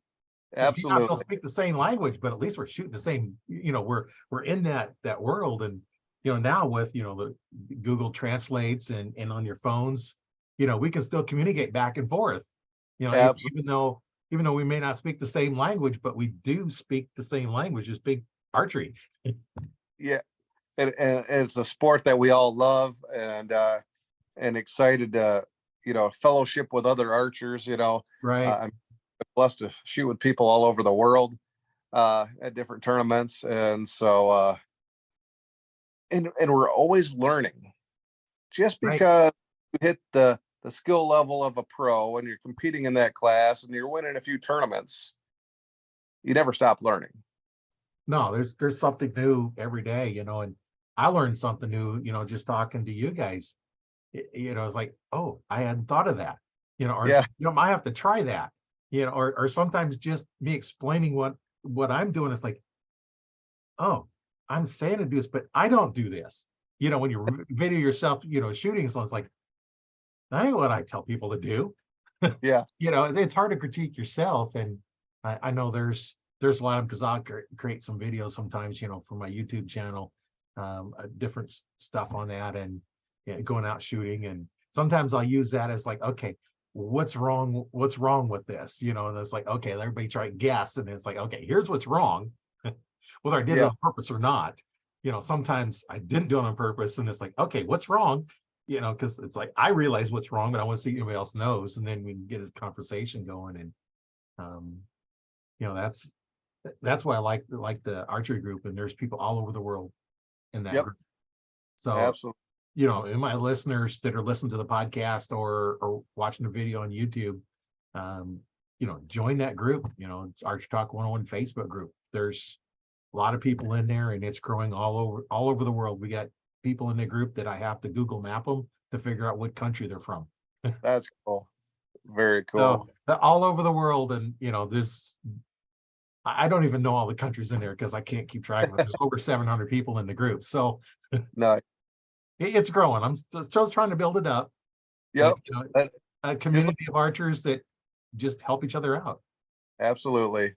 And that's what we're here for. So, and I've really enjoyed talking about hunting and shooting and everything with you. And if you ever want to do it again, I'm happy to. So, Oh yeah, I'm always open for people that want to come on, and if our listeners are watching, hey, you like come in and talk about archery, you're more than welcome.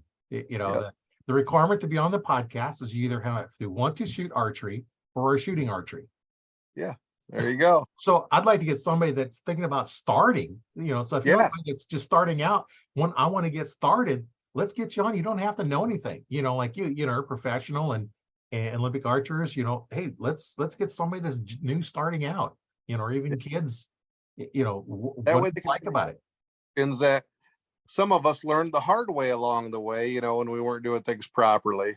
And but it's good that people that want to get into it go to the right places for their information. So, Right. And we can walk people through, that is, I actually had one of the podcasts, one of the first ones, like, what do you need to know before you even go to the archery store? And one of the things is, okay, what's your dominant eye? Roughly what's your draw length, so you know that.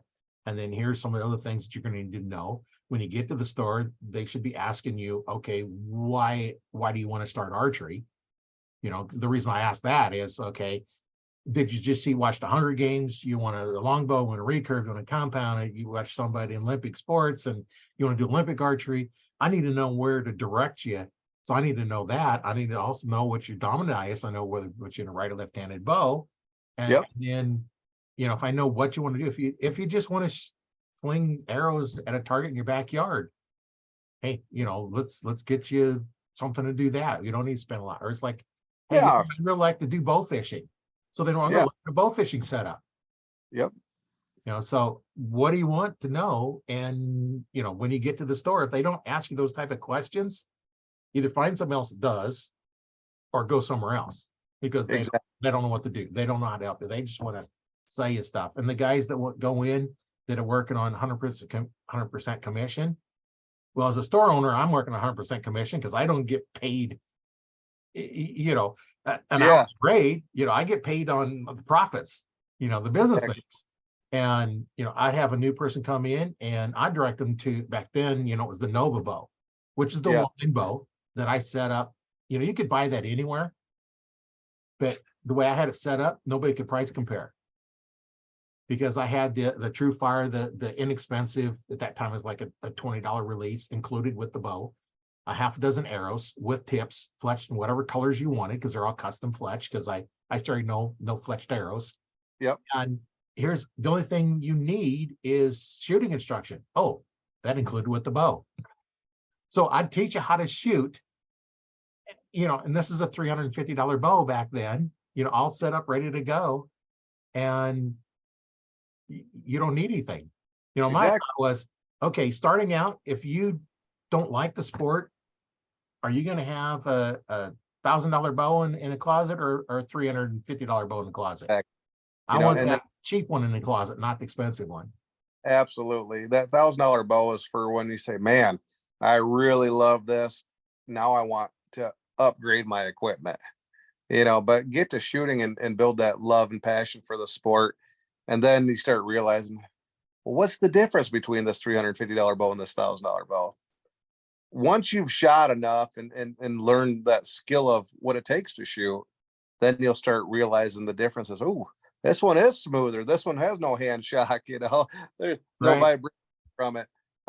This one shoots faster, I can carry a better group for a longer distance, but a beginning archer isn't going to realize any of that because they're still No. learning. But it's like with So, stabilizers, you've got the cheap, hunk of aluminum, and then you have the big high dollar ones. And, we're looking at them, some of the bows used to come with a stabilizer and a sling, because I'm mhm, sure you had the one on there, because the sling is important, so you don't have to grab your bow. yep, And I'd put the cheap one on there and have them shoot it, pull it off, put the expensive one on there and shoot it. Feeling difference? No, buy the cheap one. I made exactly. more money off the expensive one, but that wasn't what I was doing. I only sold them what they needed, not what I wanted them to have. Because what I would shoot wasn't that, because my bows were running, back then, $600 to $800 just for the plain bow itself. And Absolutely. And that, and now the newer ones, my newest one, I was able to get really priced, but it was a $900 bow. No sight, no rest, no nothing, just the plain bow. yeah. And, and they add up quick. That's for sure. They do, yes. So, Yeah, now with the price of arrows, you might be for a good set of arrows, because I only shoot good ones. I shoot, the Comp Pros in aluminum, which is a 1000 straightness. yeah. I don't have any around that aren't that, because you can take and shoot a 6,000ths or a 3,000ths arrow at a group, and you might keep them in the white, or shoot a 1000ths and keep them in the X. Yeah. Exactly. The only thing different is the arrows, and I've proved that many times. Yep. Buddy of mine was shooting, the lower end ones, and I said, "Here, shoot mine." It's like, then his group was much tighter. That's it's all about the setup that you learn eventually, and the equipment to get, and so, and it's always fun to upgrade. Just do it over time. No Yeah. need to go spend $3,000 on a setup if you ain't got a bow. Yeah. But well, awesome, Roy. It's been a pleasure. I think I'm gonna go get me some food here now. Yeah. And but Yeah, it's about that time. It's been real fun talking with you, and I'm sure we'll do this again. Thanks for being on the show. yep, no problem. Thanks for having me. Yeah. My name is Roy Canterbury, and you host today on Archery Talk 101.